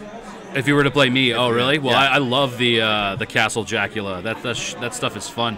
Yeah. So we've got Dan setting up his Wookiee Liberators and the Lothals. He calls this list Fur Shield. The Fur Shield. I love it. Yeah. I love everything about it. It's So he's got Draw Their Fire, he's got Selflessness, he's got Wookiee Commandos. He can help keep that Lothal alive, but that Lothal has to do a lot of damage to these blue squadrons. well, exactly. I mean, one of the things to keep in mind here, of course, Dev, is that the entirety of Dan's list is going to get to fire before 3/4 of Eric's list. So, Absolutely. I mean, he's going to get the opportunity to delete one of these T-70s before they get to shoot. And to your point, he's got Selflessness, he's got Draw Their Fire, he's got some damage mitigation techniques. But let's be fair, those really aren't damage elimination techniques. It's a way for you to spread the damage out, but it doesn't mean that the Wookiees aren't taking damage to do it. Absolutely. You can keep some of those gross crits off of the Lothal, which is going to lose its shields really fast. You can push maybe a direct hit or a blinded pilot onto a Liberator's shields, right? Would you say that it's fair to say that I've flown a VCX or 2 in my day? Yes. You've flown quite a few of those, what we used to call sumo wrestling lists. The sumo wrestling list, the double big ship. So there's one thing I can tell you about flying a Ghost, is there's about 4 or 5 cards in that damage deck that are just game over. And especially when you've got Hera. Yeah. One of them is Major Hull Breach, where every card is dealt face up. That sounds beautiful. Especially if you get it like 1 or 2 damage cards in, and then you've got the potential to take like 8 crits after that. It's not fun. All right, let's go through the player on the list here. Here we have the current sitting Halifax, Nova Scotia regional champion Eric of 2018. Yep. So Eric Zhang. No salt coming from the East Coast, even though it's all in the air because of the ocean. They had a great time. There's all the salts on the West Coast. That's true. Yeah. The Sea to Sky guys, I hear it's. I mean, they should nickname themselves Goderich, Ontario, but you know. Yeah, there you go. They just, they had some Ontarians on, and we just spilled salt everywhere. That's it. I listened to that podcast, and folks for listening in, there's any podcasting streaming service. You just search for the Sea to Sky podcast. They're great guys out of Vancouver, and they've had some of our talent from the PTL on as guests. I mean, they haven't invited me yet, and I'm not salty about that at all. But looks like we've got the game underway here. All right. Well, Eric Z's list is fairly self-explanatory, I should say. Yeah. He's got 3 T-70 X-Wing Blue Squadron Novice PS2s Using with Flight Assist Astromech, yeah. Using the Flight Assist right now. Flight Assist Astromech's a fantastic brand new 1-point droid. Very simple. Says if you move, and then you have nobody who's your enemy in your arc, at range 1 to 3, you get a free boost or barrel roll. The free boost action on a T-70 is all well and good, but what really blows a lot of people's minds are what type of capabilities these ships now have with a barrel roll. More importantly, a free barrel roll. I mean, these ships have almost never, in the history of X-Wing, been able to barrel roll unless they are equipped with BB-8, or they have something like expert handling as an EPT on them. For 3 of them to fit in a list like this and to be as nimble as they are, especially strap a 1-point prime thruster to them or something like that, they become an entirely new beast altogether. Now, Eric's kept them pretty slim. He's been used to 4-ship lists, of course, because over the weekend in Halifax he was running a pretty competitive meta list now, which is Alan Fung has coined it Nuked. I'm not sure if he came up with the name or whether it came from the internet, but we all love the name, and we got to quick draw in 3. Yeah, NUQD Nuked. Yeah, so it's a quick draw on 3 gunboats. And the final ship in Eric's list is probably the most efficient 25 points that you can spend. 25 points gives you Fen Rao at PS, I believe 10. So if we can just get Travis to correct that, PS up to 10. I assume he's gone up to 10. Not that it matters in this particular matchup, but for most parts, he'll always go up to 10. Yeah. So that he can move last. It doesn't really matter in this matchup. No, not at all. I mean, but for the sake of education, it's important to. I mean, putting him up to 10 gives you the ability to move last and then shoot first. And why is it, Devin, that a ship like Fen Rao, equipped with Flight Assist Astromech as well, there's that free boost, benefits from moving last and shooting first with this particular loadout. So he's going to be able to use Hotshot Copilot and Fen Rao's ability. I love Hotshot Copilot. To shut down 2 ships around. So what Fen's ability says is he can take a stress to choose a ship when it activates and prevent it from spending any tokens or modifying its dice in any way. You know, like, I don't often give credit to the Carolina crates, but I will in this case about their alternate art Hotshot Copilot card, which just, of course, says Hot Copilot on it with a picture of a well-endowed, beautiful woman on it. It's one of my prized possessions. I use it every chance I get. And so he's going to be able to prevent one ship with his ability from using its tokens to modify its dice, and he's going to be able to use his Hotshot Copilot to strip focuses from a second ship. So essentially removing a lot of Dan's ability to modify his dice. Oh, completely. And when you couple that with the fact that everybody that shoots at Fen has to spend their focus. I mean, for Fen to BPS 10 is one thing, but let's run through the hypothetics here for a second. If Dan shoots all 3 of his ships at Fen Rao, he now loses his focus tokens on, well, I guess in this case it's nothing. No, he's never going to have a focus with the Ghost. He's never going to have anything but a reinforce on the Wookiees. I take it back. You take it back. Hotshot Copilot's about as useful as tits on a bowl right now. He's going to be able to shut down the Lothal. Shut down the Lothal how? Yeah. The Lothal has Ezra Bridger. He wants to be stressed all the time. But he's not going to be able to use his target locks. He's not going to be able to re-roll to get those focuses. Oh, I guess, yeah, if Fen takes a stress, then he can do that. Yeah, sure. No, you're right. And he's got Dorsal Turret. He doesn't have a Auto Blaster turret or TLT, so Dorsal Turret's going to be an interesting choice to see how that turns out for him in this match, and he'll have to be really relying on that target lock to both shoot and modify his dice there. No, you're quite right. So just a quick shout out on the stream to Scott Ross, chiming in from London, Ontario. Yeah, absolutely. Thank you for chiming in live tonight, sir. Always good to see you guys on the stream. We got somebody, Jay Cash, who chimed in earlier about the Wookiees. We got a 4 straight from Eric here. Jeez, he's really going in quick. Now, eh? It'd be interesting here to see if Flight Assist does trigger, which I think he's going to check for. Yeah, you got to check there, Eric. No, it is. I wouldn't have done that, to be honest with you, because I think if the Lothal does a leisurely 1 bank, he's only going to have maybe 2 X-Wings in range. I doubt Fen will be in range here. I mean, if Dan went with a 2 hard... With everything. A 2 hurry hard, then... But with the way that the Wookiees are locked in the back, right? Even if the Ghost does a 1 turn, the Wookiees have to turn much harder to get around it. Right? So unless Dan is my hero and did like 2-3 turns with the Wookiees and then just like 1 straights with the Ghost. I think a 3 turn with the number 2 Wookiee still bumps.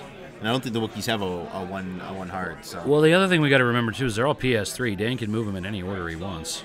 Yeah, absolutely. Dan was talking before the game about how much that's something he tries to emphasize in his list, is having them all the same PS so he can move them however he wants. Absolutely. Oh, sweet, merciful Joseph. Oh, I was just saying, Dan, please 5K. Dan, please 5K. Oh, there's the hard no. 2. So maybe we can get a hard 3 from number 3. That'll fit around it, and then a hard 2 from the other one will fit it right in back. Yeah, right in behind. I'm really surprised that Dan didn't opt to 1 turn or 3 turn here. Get Ezra Bridger going. I guess he can get his fire control system. No, he's going to evade. He's going to evade. He's going to use that front cannon on that thing. Big 4 dice out the front. Range 2 on some poor X-Wings. Yeah, except I know the angle's a bit skewed, but I'm pretty sure that every single one of Evan's T70s could probably fit a 4K in there next turn. I really feel that Eric They can certainly all Talon roll. Well, I mean, big open spaces are really great for ghosts and squad flying, but I really feel like Eric has analyzed the distance mechanics here and judged accordingly and correctly, foreseeing a 4 straight boost from Fenrir. The 4 straight on the Sheath of Pete is white, isn't it? Yeah, I believe it is. I love the Sheath of Pete. No, the 4 straight is red. Yeah. Is it not? No, I swear on my... It's not a 5 red? He's got a 5... No, it's got a 4K. Oh, gosh. So it shows up about the new ships. I haven't even flown my Sheathipede yet. There you go. The 4 is red because he's doing the 3. Fair enough. Yeah. So I promise Scout's honor here not to take any royalties or ask for any royalties from Disney. Talking of the Sheathipede, quick shout out to everybody who's a big fan, like myself. I believe it's February the 15th or February the 19th. I'm not entirely sure. But the second half of the last season of Star Wars Rebels is going to be launching on Disney XD. Now, I think this is an excellent position for Eric. He's got a lot of range 3 shots. Fen Rao looks like he's in range, so Dan's not going to be able to spend any tokens on attack, but he's not going to be attacking. All right, so we got a range 3 from Fen, 2 versus 1. And we're just going to have a bunch of pain into the Lothal Rebel this turn. Eric can slow roll all his ships next turn, and we'll see what happens. Scott Ross talking about our sultry damage. baritones. Apparently he's in love with your voice, Devo. It happens from time to time. It's popular with the ladies. I have a face for radio. Let's put it that way. Thank you, Samuel M. It is the 19th of February for Star Wars Rebel. That's not what Dan wanted to see. That is not what you want to see. But he's fine, and he's got his he's got these cute little sticker Star Lords that he's using in his fire control system. I approve. Suction cup ships. Well, it was no need to activate Fen Rao's ability in that turn. Fen Rao's ability, of course, says when an enemy ship in your firing arc at range 1 to 3 activates during the combat phase, reminding everybody, of course, that activating refers to when it's their turn to shoot. 2 hits from a Wookiee and blanks from Ouch. Eric. Fen Rao may take a stress token to say that you can't re-roll dice or spend focus tokens. The other Wookiee, shoots 2. Same X-Wing, taking 1 more. So that X-Wing took 3. Shields down. Yeah. Shields down on number 2. And now Eric gets to return fire. So we've got range from all 4 of them. We know this, of course, because Fen had range. Mm-hmm. So we're going to do number 2 first. The range 2 shot. Look at that. Focus for hit, crit. Eric's very excited about that. That's just 3 off the Lothal. It's just into it. Yeah, I've flown enough ghosts, and here's a difficult part where you decide whether or not you're going to spend your evade token. In my opinion, the best time to spend your evade token is when you get to the end of your shields. Oh, looks like Dan spent his evade token there, so only took 2. Only took 2 shields. I like spending it Producer Travis catching it before we even got it. Yeah. Oh, another excellent shot from Eric, pushing another 3 through. Although Dan gets a. Oh, is he going to proc selflessness here? He's thinking about it. We can see him fingering the card. Oh, he pulls it off, so one of the Wookiees. No. Well. Shields down on Wookiee Liberator number 3. Very interesting choice. Yeah, spending the evade token when you get to the end of the Lothal shield, so you're trying to negate a crit with shields and stuff like that. That's looks usually like the best range 2 from number 4 as well. Hit crit. There you go. So looks like Dan might get the opportunity to draw their fire here. They draw their fire to number 2. Takes 1 shield from the Lothal. Not sure exactly what they're talking about at the moment, but they'll get it sorted out in just 1 second. Actually, Tim, it looks like he already drew their fire at least once this turn, so we should get... so the Lothal's actually only lost 1 shield then. So you already did draw their I see, okay. Yeah. Perfect. Thank you, Travis. Draw their fire is once per turn, is it not? Thanks for that round, folks. We're just going to get a quick damage update on which mechanics Dan has used. Thank you for saying so, Jay Cash. I should do voice acting for Wookiee Royal. Oh, I agree. Absolutely. It's hard. You have to remember, it's just like when you're trying to speak with a Scottish accent. You've got to hoch the huch and get the rolling going for the Wookiee. So, Tim. Sir. Do you think that Eric's just going to K-turn or Talon roll all of his ships? Or do you expect him I expect him to just slow roll, just do a 1 forward with all of them. My tactics for fighting squadrons with ghosts is a little bit different than other people's. I've fought against you enough times. I've fought against Philip Gales with his rebel swarms enough times. My tactics have always been, if I can dodge 1 arc because of position and bump into another person, I'm golden. I don't even care who I'm shooting at. Yeah. I don't care if it's the same one I have a target lock on or not. Because if I can avoid 1 arc and bump into 1 person, that's 2 ships that aren't shooting at me. So you think he's just going to ram right into them? Well, the other thing you have to keep in mind here. I mean, he needs the stress to get Ezra, and that fire control system. Well, right. I mean, he's going to bump into number 2, and then that's who he's got his target lock on. He's not going to be able to shoot his dorsal turret. Except all of Eric's ships have to move first. Yeah. And the only question that remains is, will Eric one forward with number 3 and bump to block Dan's that 5K? I mean, that's what I was going to ask you about is, do you do the 5K here, or do you do a 2 hard out to one of the sides and get that dorsal turret shot on number 2, or maybe fire that? No, he doesn't have something docked. He can't shoot that back arc. So it's exactly what I was just going to say, is to keep in mind that this Lothal Rebel is far more exposed than other cases, because without a attack shuttle or sheathipede docked on the back of that shuttle, it has no rear arc active. So it is a front arcs only match as well. This is another example of our new format that we're trying. Well, he's got a dorsal turret and all sorts of stuff in there. Yeah, dorsal turrets. He's got the extended 180 arcs on the Azatuk gunship from one episode of Rebels that one time. I mean, sure, you could take the dorsal turret and put 2 breach specialists on the Wookiees, and then I'd be, oh, they've got Wookiees, that's right, Wookiee commandos. Sure. Those Wookiee commandos are beautiful, Tim. They're beautiful. This is a lovely card. It's a great 1-point crew for the Azatuks. See, what I would love here is if Dan went just YOLO. If he did a 3 hard right. Yeah. And he was That's the stress we're looking for. If he was managed to get blocked by number 4 with that 3 hard right and maintain an arc on Fenn, it'd be laughing. So now Eric's activating number 3 first. Yeah, I would he's going to 1 forward bump with number 3 to try and block the 5K. Because, ideally Dan wants to keep the guns on number 2, because that's the one that's damaged. Mm-hmm. And he can't rely on the Wookiees to finish it. The Ghost has to get its guns into the fight. That 2 bank for the block? Correct. He's going to go for, the 2 bank is the right move here, because what he's trying to do is to minimize the arc rotation. One of the best things that I can recommend for people to remember when you're fighting against big ships is they have a massive amount of arc rotation per micron.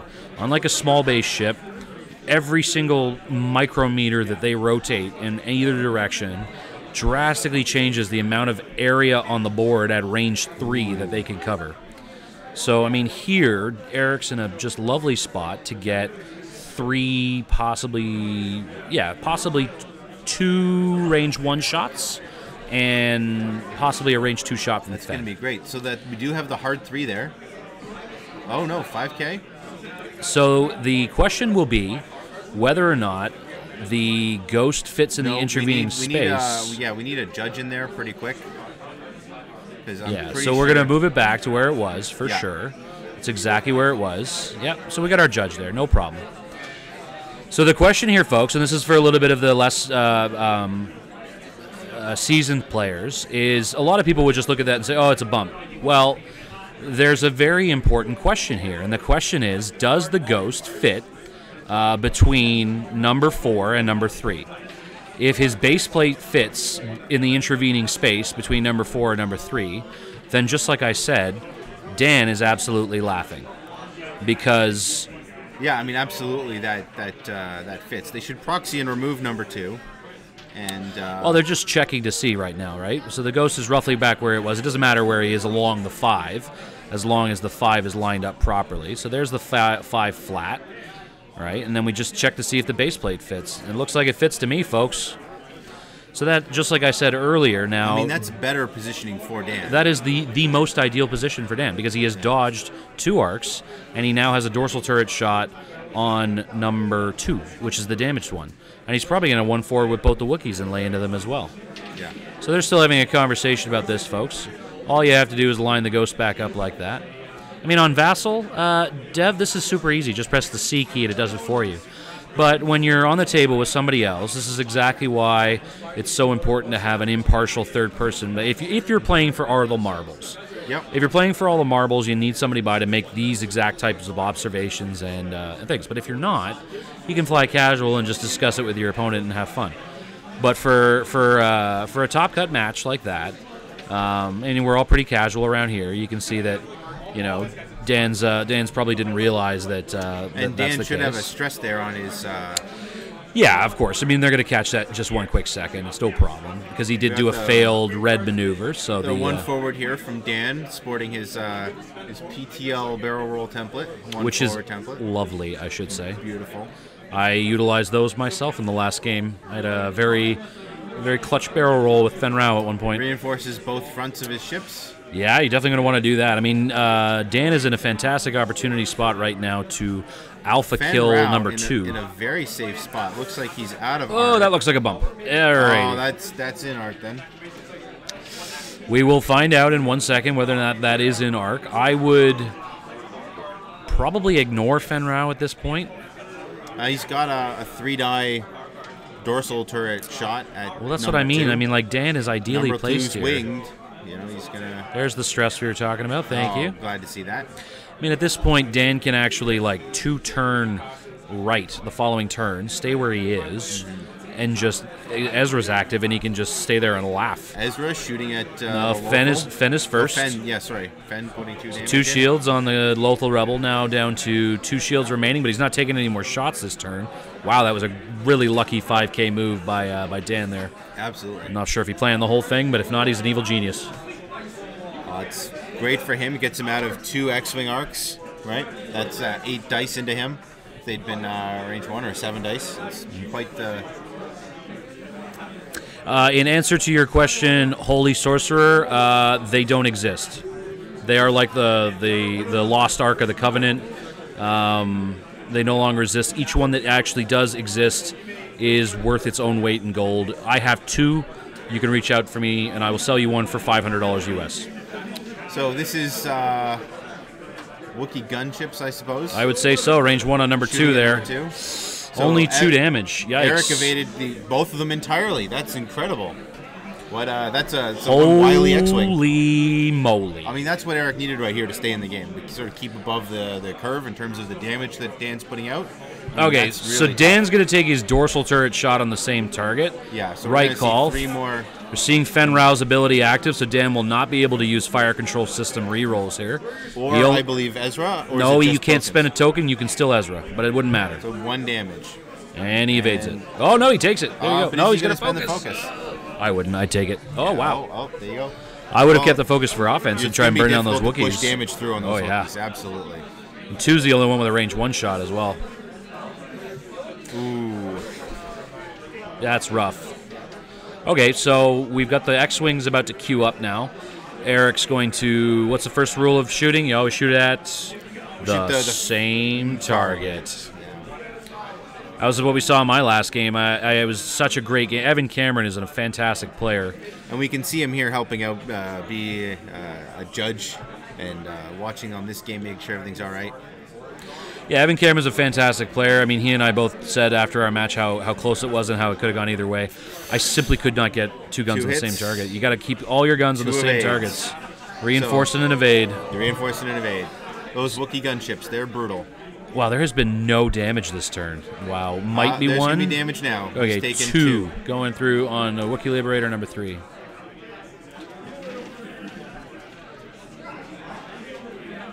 Which range is the right 3. choice. Yeah, range 3 on number 3. Oh, just all paint from Eric.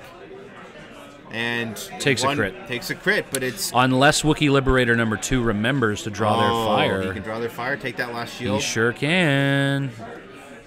Why are we rolling? Range 3. I was thinking about that as well. So no damage. No damage.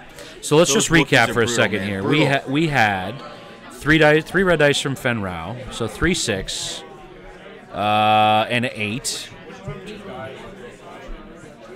18, 21, boys, 24, 24 red dice, and net, what, 2 damage in that turn? 3 damage? Yeah, absolutely. And we were talking how it would be an all-damage game, lots of red dice, and here we're seeing very little damage put through that turn. But that's what that was the turn that Eric needed to get back in this game.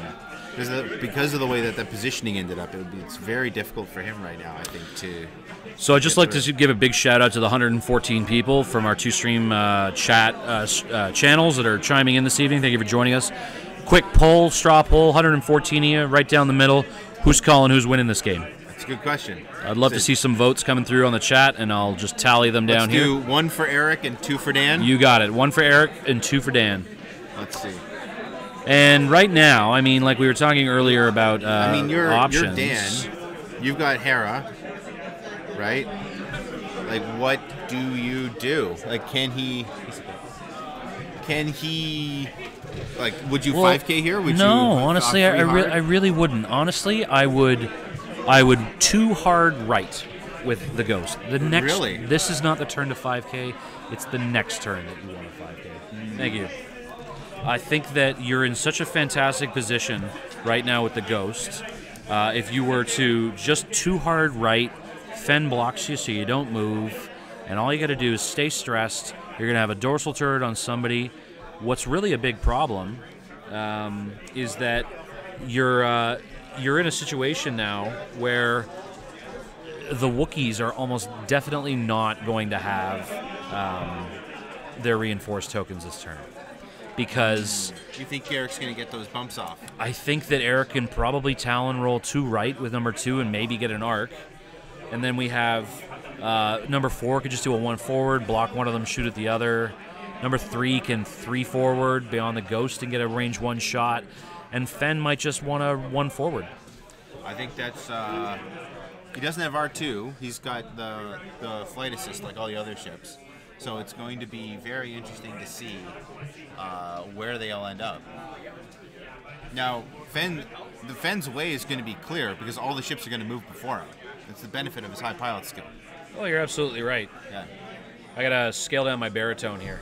Oh, do you? Yeah, a little bit. Blown out of the water. I'm getting really close to the screen. We gotta move the mic in a little bit there. No, it's fine. I'm getting really close to the screen to try and read everybody's votes that are coming in. Thank you, chat. We got another one. Another one for one. Now, the chat says it's a blowout for Eric. They got almost nine votes to 3 or 4 votes for Dan. But I think Eric's list is going to be able to. Dan's list cares less about reposition and can certainly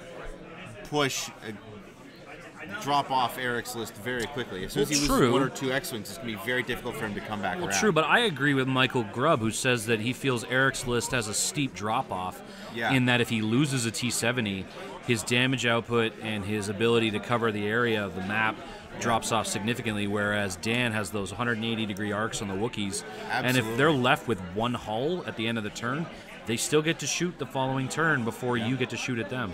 Absolutely. So no way, no how is that going to clear. I would be shocked and amazed, but that is the right move. I think just because of the angle, it might.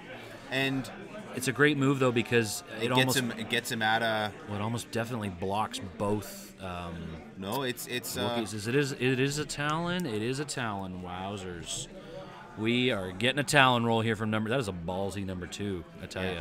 Well, you know what it does? It gets him away from the Ghost because the Ghost has the target lock on him. Dan's stressed. He's not going to be able to reacquire that target lock this round unless he does a green maneuver to shoot that dorsal turret. He can't shoot that dorsal turret. He has to swing the Ghost around to get that big front gun back in arc. Well, I'm very surprised that Talon roll fit, and now Eric has himself in a fantastic spot. He can. He's got that wounded X-Wing behind the gunship. Precisely. He can 2 forward with number 4, block both the Wookiees, and then he can shoot at the Wookiees with 3 ships when they don't have reinforce. Oof, oof, oof. Yeah, well, this is... Is he going 1 or 2 4? He's just doing the 1. Both players, I think, this turn really want to see something off the board. And Eric's now made that very difficult for Dan to do. Oh, you got that right there, Devo. I mean, number 2, Wookiee can still 1 forward. No chance for flight assist astromech here for number 4. Imagine how clutch a barrel roll would be right number here. Number 3, are we going to see a Talon roll from number 3 maybe? Or a 3 bank? No, it looks like a 2. It looks like a 3 forward. 3 forward? Just to clear that big base ship, but he might bump into his own ship here. I think he does. 3 bank might have put him. Oh yeah. It helps when you move all these ships around. Classic Eric. Helps him clear. Oh, there we go. Evans got very precise. Evans calling the bump. Yeah. Which is exactly why you have an impartial person there as your 3rd bet. Now, it'd be nice for me to make sure, but I think that's to get the 3 down. But a big base, they were touching. A big base is 2. and so you would have seen it bumping. Yeah, let's absolutely. just run through what we were just saying. This is great for newer players. So Yeah, absolutely. so a big base ship is 2 forward. Absolutely. And then your small base ship is 1, so that's 3 forward, which means you would then need another base plate at the end of it for your ship to fit. So he wouldn't have, and he would not have cleared that with a 2 forward because of the nubs. So because of the way their nubs were touching, it would have just, and there's the 5K from Dan, which you were saying you didn't want to see. Yeah, I'm a little disappointed, but that's all right. I mean, at the end now of the day, it gets that big cannon back in the fight, and he's got a shot on Fen Rao. Whereas if he'd done what you suggested, because of Eric's maneuver with the T-70, Talon rolling it way out, he wouldn't have had a shot. I agree with what you're saying. What I don't agree with is the idea that if I did Dan not had done, expect that from Dan. That gets, yeah, he dodges 2 arcs and he's got Fen in arc. yeah, that's really great. Reinforce the back so he can't take a shot from number 4. Now that means we're probably going to see 2 or 3 shots on Fen Rao. Danny W. What a great maneuver. At this point, I would like Calling to take that a bump. moment to just commend the talent Yeah. from the Port Union and Lawrence area of Toronto that has grown through game school in the last 2 Huge amount. seasons. He's so excited. He's fumbling his reinforced tokens in the rear there. Now, this is not what we need to see for Fen Rao. Fen Rao, like, Eric's probably shaking in his boots here. Yeah, Eric's not happy about with this Fen Rao at all. taking 10 dice because he's the only thing that Dan can shoot this turn. Samuel M. # their nubs were touching. Hey. So what he means is that if 2 ships are touching front to back, Absolutely. and their nubs are actually active between the 2, That 2 forward they won't won't clear. fit. But if the nubs are not touching, Correct. they will clear. Yes. It's an amazingly small micron of an inch, but it's a good rule to learn by. And Evan actually called me on that the game before. Said, "Are you sure that 1 forward won't?" It's like, no, the nubs are touching. And that's So, something you learn from Vassals. Here we go. Okay, here we go. So Fen Rao shooting range 1 on number 3. Saving his focus. He wants to keep alive. Number 1 3 damage. reinforced the rear, and Fen is an arc, so reinforced not active, and number 3 taking a damage. Yeah, perfect. It looks like we're getting a couple of votes swinging in the other direction here. So we've got a range 3 shot. To answer the CAD one, I'm not telling. You have to watch the video. Yeah, you got to watch the You other. gotta watch the other video, man. Absolutely. Ezra, active. This is Hit this is- crit on this is- Fen Rao. That looks like a cock die. Are they going to call it? Nope. Now they don't. They're flying fine. casual, so they take 1 and the target lock switches. Fen Rao shields are down. And then number 3 gets a range 1. Here come the Wookiees. All right, we got a. Oh, thanks, Dan. We got 3 hits there. 2 going through on Fen. 2 going through on Fen. Fen at half health. Now the next Wookiee's attacking at range 2. So Fen has yet to spend be- his focus token. 3 dice on 2 green dice. So just to clarify, MBFP, Fen Rao was not able to barrel roll because Flight Assist Astromech says that you have to have nobody in arc to be able to barrel roll. So we don't know how much damage. Looks that like just another. got done. Oh, looks like another 2 going through there. Yep, there's goes Fen Rao. Fen's toast. That's a huge suffrage to Eric's list here. You really needed that damage mitigation because And now like- there's nothing to stop that FCS domino effect from the Ghost here. And like I said, both of these players wanted to see a ship off the board, and Eric lost a full health ship. So far, this game is arcs only, by the way, Devin, because there has been no dorsal tournament damage. No damage, but what's 1 damage on, I believe, Wookiee 2? I would say it is probably Wookiee 2, yeah. Oh, a direct hit onto Oh, Wookiee wow. 3? I my. believe he was shooting at Wookiee 3. Yeah, direct hit. So Wow. Wookiee 3's down to,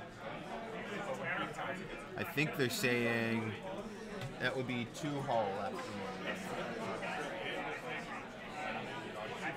It's an easy mistake there about the Flight Astromech, So he's mate. got Honestly, 2 I'm still getting used to it. We can see here. It gives them all kinds of crazy ability on the approach, and more importantly, to disengage and re-engage. But those Flight Assist Astromechs they're tough to be useful when you're right in the pit fight. Now that was Eric's only shot this round, right? He really was banking on bumping those Wookiees and getting some brawling shots there, and I expect he's going to have to do a little bit more to chase them next turn. Well, let's just recap here. The call by Dan to dodge 2 arcs and kill Fen Rao was an excellent call. He dodged 3 arcs there. He dodged Well, yeah, he dodged 2 arcs with both of them, so he's dodged 4 arcs total. Yeah. Here's the question I have for you, though. Was it worth it? Was the juice worth the squeeze? Where are the Wookiees? Where are they going? And how, in the name of all that is holy, are they going to get those T-70s back in arc? So those Wookiees are both going to hard 2, and the Ghost's probably just going to slowly trundle forward, just do like a 1 forward, something like that. Clear that stress, maybe start working around getting a target lock up again, because again, that Ghost's not going to be able to fire its dorsal turret next turn. It's going to have to keep relying on that big front cannon, which now it can't modify because he's stressed. Although he does have Ezra, he can change that focus to a crit. So geometrically, there's no way for Wookiees to get number 2 back in arc if he does a 1 bank left. But I suspect the Ghost will. What I'm trying to say, though, is that if number 4 and number 3 both Talon rolls to their right, and number 2 comes in with a 1 bank left, Eric will be able to fire with the majority of his list unabraded on the Ghost, and the Wookiees are too far to draw their fire back into range. I don't think Eric needs to Talon roll. He can 3 hard with number 4, barrel roll over to board left. Depends on where the Wookiees are. He's got to move. Oh, actually, he's moving right. first, right? Oh my so, goodness! Right, you can do a hard 2 with number 3 X-wing. He might be able to barrel roll. So that flight assist is really going to be able to give him some maneuverability there. Shock and awe. Well, he can only maneuver if he gets himself in front of those Wookiees. But for Eric to be able to get 3 guns on the Ghost this turn and get the Ghost down below half health and recover 22 points to offset the cost of losing Fen Rao, it might put him back in this game there, Dev. Not to mention, the 3 hard left from number 4 with the flight assist boost might actually block the bloody Wookiees to begin with. Yeah, it might. And then we'll see them eating more damage from his ships in behind. So, there's certainly ways that Eric can play this, and certainly Flight Assist can definitely help. And we'll have to see if Eric has enough practice and can realize that he can do that with his Flight Assist. And we're seeing a 4K here from Eric with number 3, keeping that stress. I would say keeping that stress on the board, but then Evan deftly removing it there, coming right back. So he's lining everything up, and a 4K as well, not going for the blocks at all, just lining up to get more shots. Eric's taking the opportunity to get his squad back in formation here, Dev. When in doubt with an X-Wing, 4K. Well, I mean, it's not great, of course, because if Dan decides to hard 2 his Wookiees left and try and come around the top of the board here, number 4 is going to take all kinds of hurt. He's probably only got one. If he's the hard turns into the corner, maybe, but he's probably coming up towards the Ghost, which is doing looks like a 2 forward there. Great. There's one of those stress tokens. I, more than anybody, will attest to the value of not super stacking your stress with a Hera. A lot of people love doing it, and I always suggest against it, because the sooner you get it clear, the better. You get one of those crits that needs an action, and you are stuck.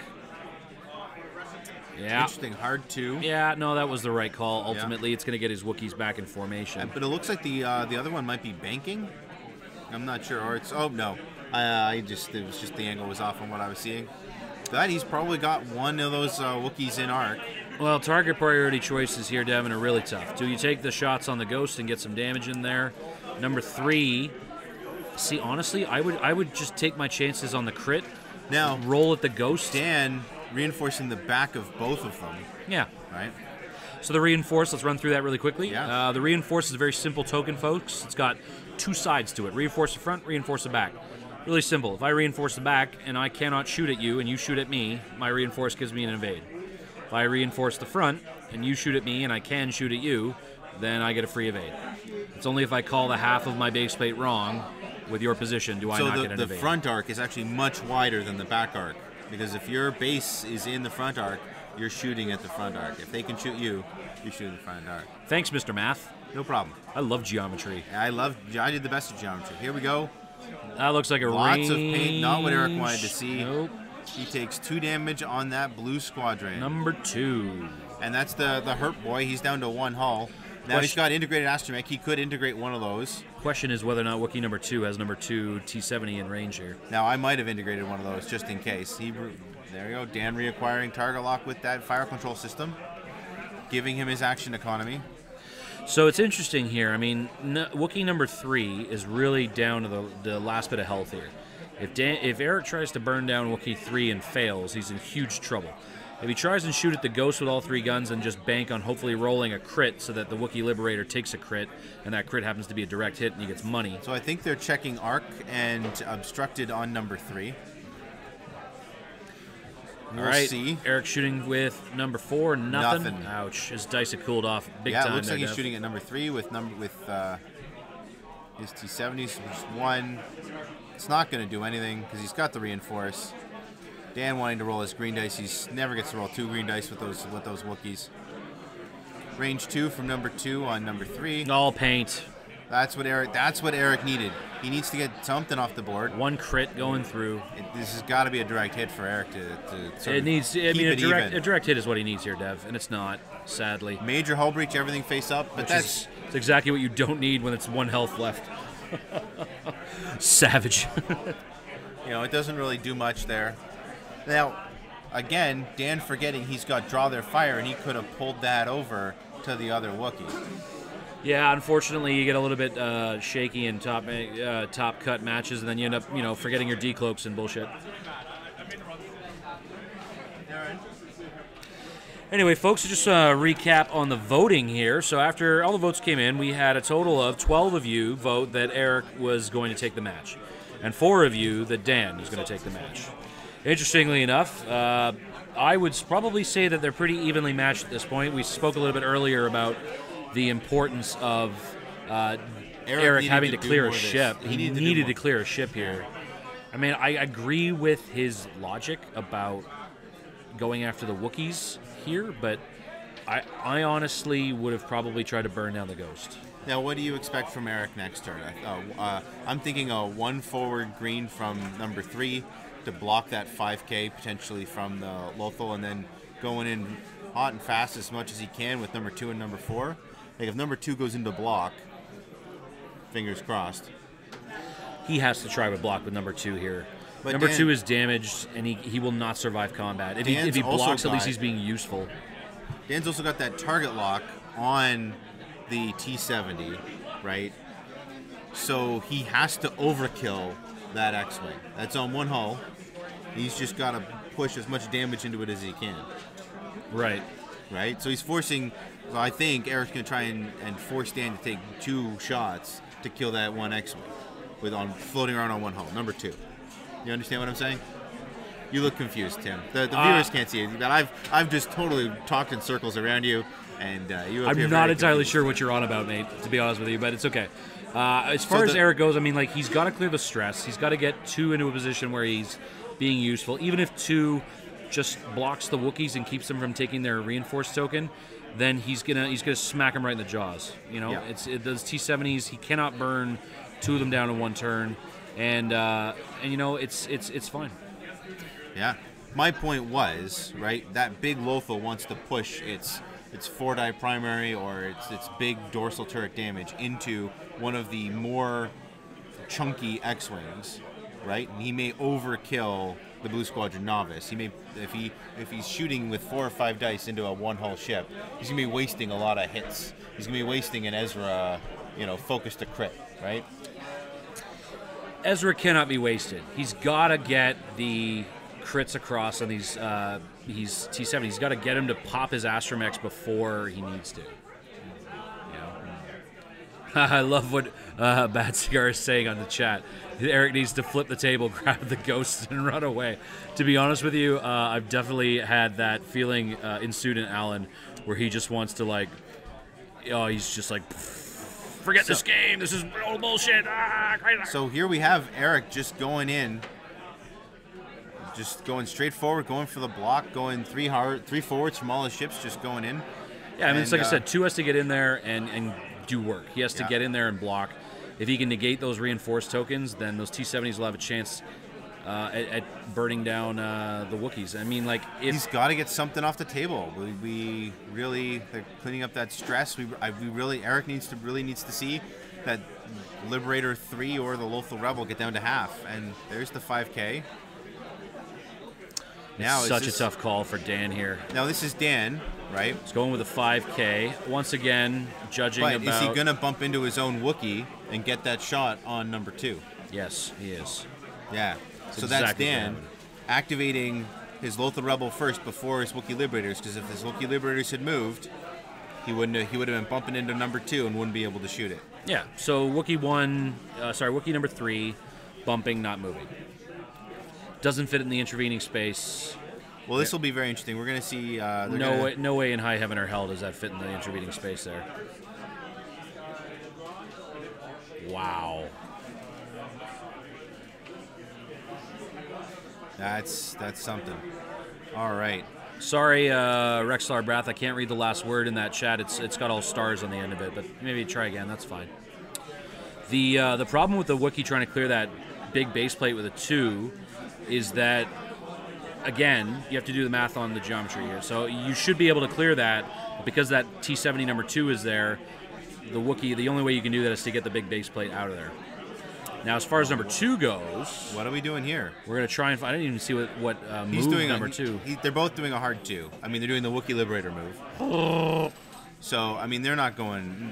Neither of them are going anywhere. This one's just the going question is not whether... is there any arc rotation? A little bit, for sure.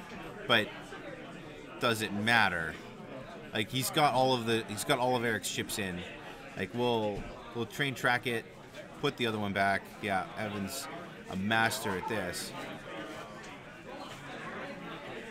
Wow. All right. Let's see where it's going to be. Oh my gosh. Wow. That was really close. And that's great. Now Eric's got a tough decision to make here, whether he puts everything into the Lothal or into one of the Wookiees to take it off the board. But I doubt that X-Wing number 2 is going to survive to make that choice. No, I mean, X-Wing 2 is right in front of the Ghost, which means that the Ghost has to shoot it 2. So X-Wings 3 and 4 are going to get a chance to do work here. It's going to get a chance to clear number 3 with number 3 and put some damage into the Ghost with number 4. Oof. Let's see. There it is, the front cannon. He's going to be able to use that target lock. Re-rolling both of his dice. With fire control system. Forgetting, rolling them into blanks. No. Forgetting he could have Ezra'd. See, you know what? A lot of people... Nothing from Eric. Well, that was the Wookiee. That was the Wookiee 3? That was Wookiee 3. So we re-rolled the eyeballs with Wookiee Commando. Fair enough. Yeah. Boy, if I was that Wookiee, I'd be screaming. So we're seeing Eric spend his focus for one evade and integrate the other damage to stay alive. Rexlar Brown, I think there might be something wrong with your keyboard because the words you're typing they come out as like stars and stuff like that. But anyway, we'll just continue on. The crit's going through here. Number 2 is off the board. The problem is that Eric might actually. Oh, that was number 2. He's just got to clear it. Okay, fair enough. Yeah, well, no, it's what Dan needed. He needed to get rid of number 2 here. Yep. And let's just see if Eric could get back in this game by getting rid of that Wookiee there. At this point, the decision's been made for him. He has to shoot Wookiee 3 with number 3. I don't think number 4 has arc, so he's going to be putting it into the Lothal. Here's Dan. Oh, just all paint. Double evades. That's what we needed. So that's what we needed. All right. 2 damage onto, looks like, number 3. That's Dan where the fire control W. system Repping, is going. game schooled like a boss. Doing great. He's been Ironically, killing it. He is a boss, of course. Yeah, absolutely. Killing it in the top 8.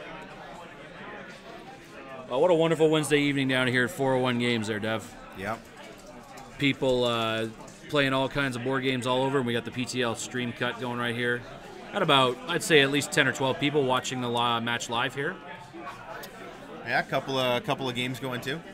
So let's see where Eric decides to shoot. Yeah.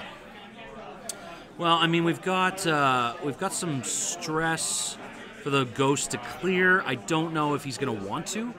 You know, one forward might just keep him put. I think that if you think about what the Wookiees could do by just staying where they are. Oh, Eric can't get those. Not what Eric needed to see. Reinforce. Oh, the shield from the Ghost going down. He was shooting at it. Shooting at the Ghost. 1 crit. Oh dear.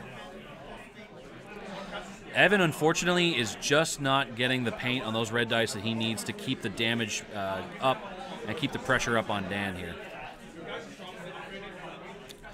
Well, I mean, draw their fire. Yeah, number 2 for sure. Can draw their fire. So the Ghost did not lose a shield, and the Wookiee lost a shield there instead. Wow. Stream viewers up to 125. Good evening, everybody. Thank you for chiming in. We have a question in chat where 401 Games is located. 401 Games is located in downtown Toronto, Canada. The corner of Yonge and Wellesley. There you go. Just a block south of Wellesley on the west side of Yonge. There you go. Real close to the subway station. They got a great play space up here. We got about 100 board gamers, about a dozen X-Wingers. It's quite a Wednesday night. Well, yeah, I mean, the PTL plays at lots of different schools across Toronto. We got There are lots of different schools to play at Game School, for sure. well, yeah, there's Game School way in the East End at the in the Port Union and Lawrence area, which is drawing in some players from Durham region, which is great. We've got the downtown center game here. It's usually Wednesday nights at 401, which is we're looking for somebody to step up in the community and try and head up that game night there. We got face-to-face in the East End off of Woodbine Avenue and Danforth. And Jeff Asiri and myself are going to start making appearances at X Planet in Mississauga in the West End starting Are season you 11. now? Absolutely. That's I'm still going to get out to face if I can, but Jeff and I have just talked about it. I work in Oakville. He lives in the West End. Yeah. We want to try some more and get competitive matches out there at X Planet. There's a lot of really good players in Mississauga who are missing the opportunity to kick some ass and going to Mississauga instead of taking the trip all the way into Toronto like Eric has to do sometimes. So we figured, you know what, we'll bring the PTL to them. Now, Tuesdays at Face are an institution here in Toronto at face-to-face games in the East End, Woodbine and Danforth. And, I mean, some players, as you just mentioned, Jeff Asiri, travel for hours on transit and change their whole life schedules. You coming in from Oakville to play with the type of competitors we get at face-to-face in 401 games. Oliver the Jeweler, Oakville, baby. Oh, yeah. He's got quite a few locations now. Hey, Dad, can I run the new location? Oh, yeah. I mean, Don't forget his new one. Such a great community in Toronto. It's spread out over 5 or 6 stores. There's the cliquey. When I talk to players from other cities, say Ottawa or Montreal, who we end up speaking with on a frequent basis, they often speak about the cliquiness or maybe the loyalty that some people have to stores, and I'm glad that we've risen above that in Toronto, where the loyalty is to the league, and rather to like I play at this store, I play at that store. Sorry, I'm not trying to cut you off, Dad. The loyalty is to each of us. Like you guys said it on the Sea to Sky podcast about how there's a lot of frustrations in the game sometimes with Nim and gunboats and stuff like that. And regardless of what the top tier looks like, all of us in the Toronto area and surrounding area, Montreal, West Ontario, all that, we all just love. We're just a good bunch of guys. Love getting together, having some laughs, keeping it PG-13, that kind of thing. One of the best things about this community has been like the road trips that we've been able to organize. Put together 30-something guys to go down to Naboo in the United States. And 30 guys in a bus to go down for a system open. And we're talking about a bus for Worlds this year, too. We're talking about a bus for Worlds. If you're listening and you're in Chicago, Ontario and you want to go to Chicago, Worlds, we're going to stop in Chicago, which means we'll be able to pick up some Gold Squadron folk? Some Yankee Doodles. Oh, no, the Chicago's are the Blackhawks. They're the good team. Oh, okay, that's right. That's the good team there. That's the good team. I'm a fan of that.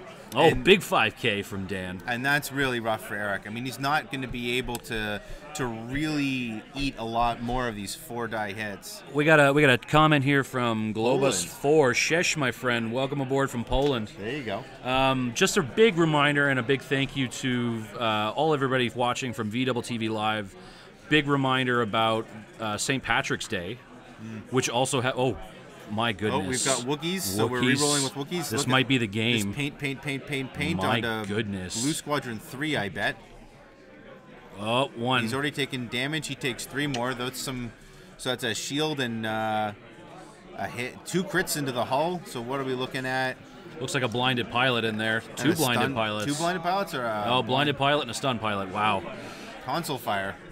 Big shout out, big reminder about St. Patrick's Day, which also happens to be Canadian Nationals, March 17th in Toronto. So are you flying day 1A or day 1B at Canadian Nationals? I'm going day 1A. I'm going day 1A. Yeah. Now that is St. Patrick's Day, so correct. You're not going to be playing on day 1B on the Saturday after St. Patrick's Day? The logic is stay sober until you're done, and then start St. Patrick's Day on the night, and don't finish till you have to play again on Sunday.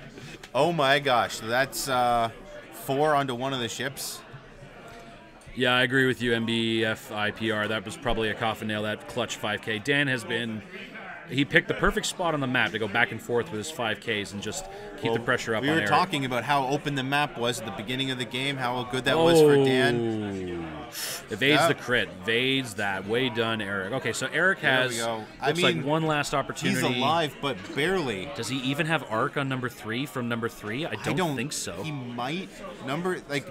We all doesn't know look like it. They're picking up their dials. Clones cannot bear clones to live, but I just don't know. Dan's just gonna 5K again, and there's just nothing that. Yeah, it's true. Got a chime in from the chat. Tron 999 asking, would R2D2 crew on a Ghost work? It does work. In my experience, any ship that has that many hull points, you will inevitably end up turning one of your cards face up with R2D2, and it will often be at a very inopportune time. Now, the Ghost loves crits, I believe. You were just explaining this earlier, Tim. The Ghost loves crits about as much as a sandpaper... how do I say that, PG-13? Anyway, let's just skip that one, shall we? If you've watched Deadpool, you know what I'm talking about. So, where do you think Eric's going to go? If you were Dan, if you were flying the Ghost right now, what would be a nightmare scenario for those X-Wings to be?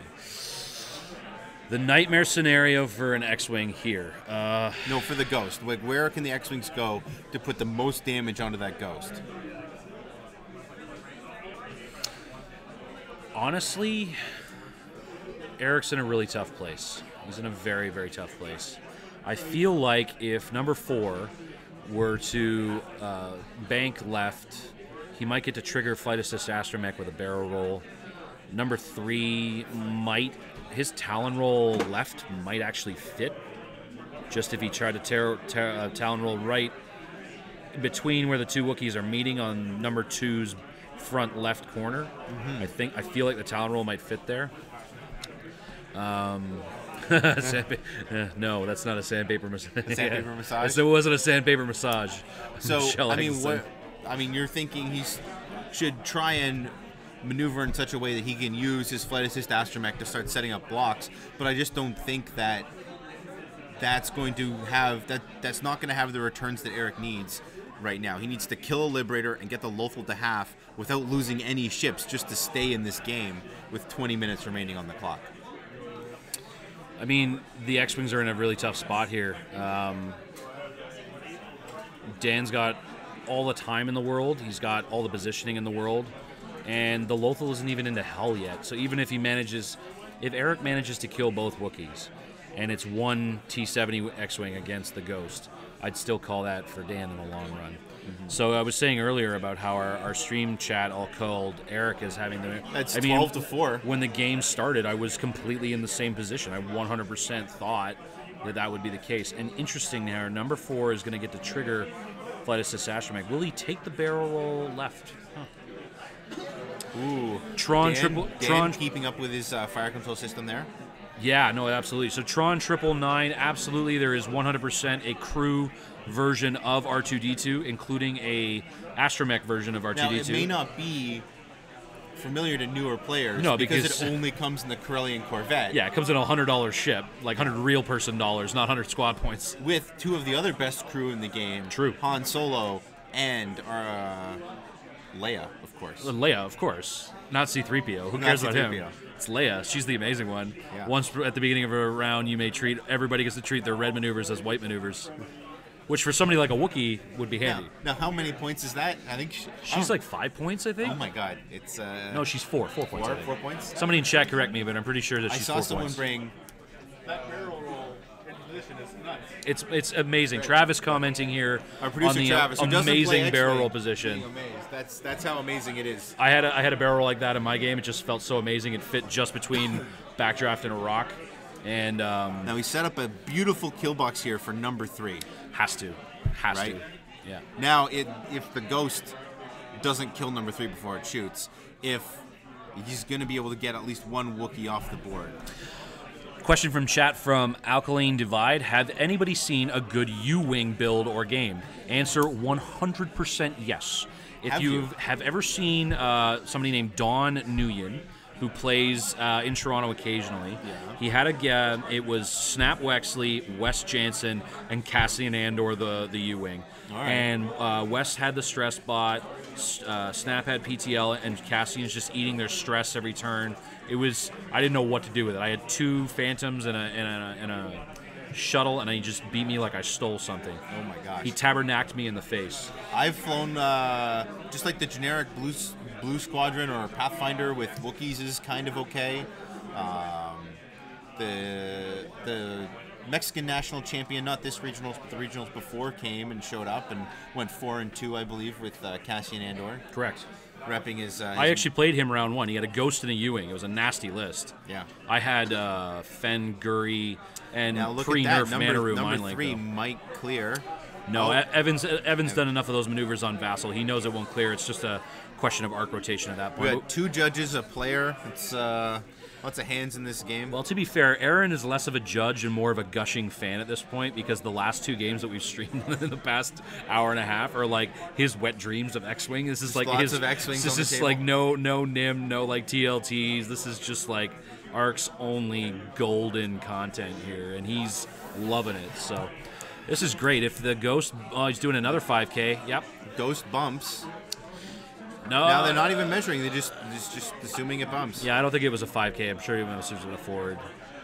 Now, unfortunately, I feel that Blue Squadron Novice 3 is probably going to die. Is dead. Yeah. He's got 9 dice on him this round, and Dan's only got to push through two damage. Well, we should take the opportunity to thank our viewers then, Dev. And when Dan rolls like that, he gets to roll 1 hit, all those eyeballs coming back. Chewits in a crit. Wookiee Commandos. Oh my gosh. Eric taking his sweet time to roll. Gets the paint. Takes the crit. Will pop the droid. He's got to pop the droid, no matter what. Major explosion, looks like. On number 4. It looks like he's shooting at number 4. Yeah, the Wookiee shot at number 4. That's why he re-rolled all the eyes there. Major explosion does not go off. Pops the droid. Interesting. Oh, he was saving the droid for the extra. It's a good call. Save the droid for the major explosion. Yeah. So, yeah. I mean, that was an interesting decision from Dan. I mean, that's the ship that can shoot. I mean, that's a good call. 5 dice. Range 1 from the Ghost. There's Ezra. Ezra, the crit. Hit, double crit. On number 3. Now, Eric's got to roll like a god here. Just he's got to get double. He's got to get 2 natty evades. No, he's got to focus. He can roll. And he needs all paint, and that was not all paint. That's just. Now goes number 3. Dead X-wing. So we're gonna see if Eric gets some pride here. Gets to go range 1 back on number 3. Take down one of the Wookiees at least. Now, chat's talking about our suggestions for the U-wing. They're looking for an effective way to fly it. There is not an effective way to fly it. It is a bad ship. You and I had a pretty good game when I had the U-wing. Remember? Yeah. And you had Emon. So this is number 2, shooting at number 4. It was a Wookiee. Final Wookiee Liberator. And that's Eric's gonna he has to spend it or he's gonna die. So he's gonna spend it. It's okay, no problem. You just roll 3 hits and a crit on pop offense. The astromech. Nothing. Eric's red dice continuing to not. The Wookiee's got a 60% chance to die right here. It's not a crit, so he's got to take it, and he's taking it. I mean, Eric's on the board, and he's got 28 points of MOV with 15 minutes remaining in the game, and man, I don't know, Tim. You know what? It's tough to say how. Both of these players have had a fantastic season. Absolutely, Eric going 6-0, not even playing 7 games. I know, what a jerk. It into the cut. But that in the PTL. Oh, I'm 4th overall. I played 6 games. Whatever. But that's why, and we extended the league season 2 weeks over Christmas. Yeah. Everyone's a little bit busy. Definitely. And I think, we incentivize playing by the PTL rules, so you get bonus points this season. You got a bonus point for playing a quad jumper. You got a bonus point for playing an original trilogy match. And you got a bonus point for playing Mercs. And Eric got all of his bonus points, got 3 matches, and was pretty safe going into that last season and last couple of weeks of the season. And had another couple players, got some more games in. There were some people, Jackie Long, Jonathan Woodhouse, chomping at the edge right there of top 8. I was so rooting for John Woodhouse. I really wanted him to get that last match in. I think if he only needed to win by 60 MOV to make the cut, It was really good. But you know what? We've had such a great ratio of new players and their completion rates. Yeah. For Season 11, we've got some interesting stuff to roll out. We're not going to announce it tonight. You have to keep your eyes peeled on Star Wars Gaming Ontario and Yep. the Prototype Toronto League Facebook pages for announcements on Season 11. But Although the requests for weapons disabled tokens have been hot and heavy, so we'll have to see. I refuse to support K-Wing players. Yeah, but now that Scum and Imperials Oh yeah, the have, Imperials, the disabled token, yeah, as well. Yeah. Yeah, you're right. No, I know. I actually haven't had a good chance to try my my Caligula fighter yet, especially with the nerf to Tirani's pilot ability. No, but that's how I would have always rolled it. That's how I was seeing it. Honestly, I think Dalen Oberos as the Caligula fighter is better anyway. His pilot ability is more synergetic with his bullseye firing arc and the ordnance capabilities of the ship. At the start of combat phase, if there's somebody in your bullseye arc, you get a target lock on him and shoot whatever you have equipped. I think that works. That works better, you know. Oh, I don't disagree there, Tim. So we've got the last activation phase likely coming up. I mean, So even Dan bumping if there. Eric blinded pilots one of them, he shoots after them. So Well, I imagine we're going to see a 5K here from the Ghost. yeah, I mean, there's no reason not to. So just a last-minute reminder to everybody watching as well that Canadian Nationals are coming up on St. Patrick's Day, March 17th. They're going to be at the Sheridan Centre in Toronto. Tickets are available online. BreakoutCon.com. BreakoutCon.com. VWTV Live will be streaming as much content as we can. We're going to try and twist their arms to get some of the Swiss. They're going to try and cover as many events as possible, but we're not too sure about the... The VGTV Live likes to cover as many FFG events as they or different. There's Stats Game, Handshake across the board, and there we go. It's a great game. It's a great game. Thanks for having me, Dev. No problem. And Have we're to have looking you forward on to the again. Top Cut match coming to you probably sometime in the next few weeks. Actually, I take that. It will have to be next week because then Evan goes away on vacation. So it will be Absolutely. Evan Cameron versus Dan W. live probably sometime next week. Keep your I'm eyes hoping peeled. next Wednesday, 6 o'clock. Yeah. We've got boom, boom, boom, get them all done in a row, and then we can kick off season 11 as soon as we can in February. Same bat time, same bat channel. There We're you go, Devin, guys. Timbo Slice and Devin. We're signing off. Thanks, guys.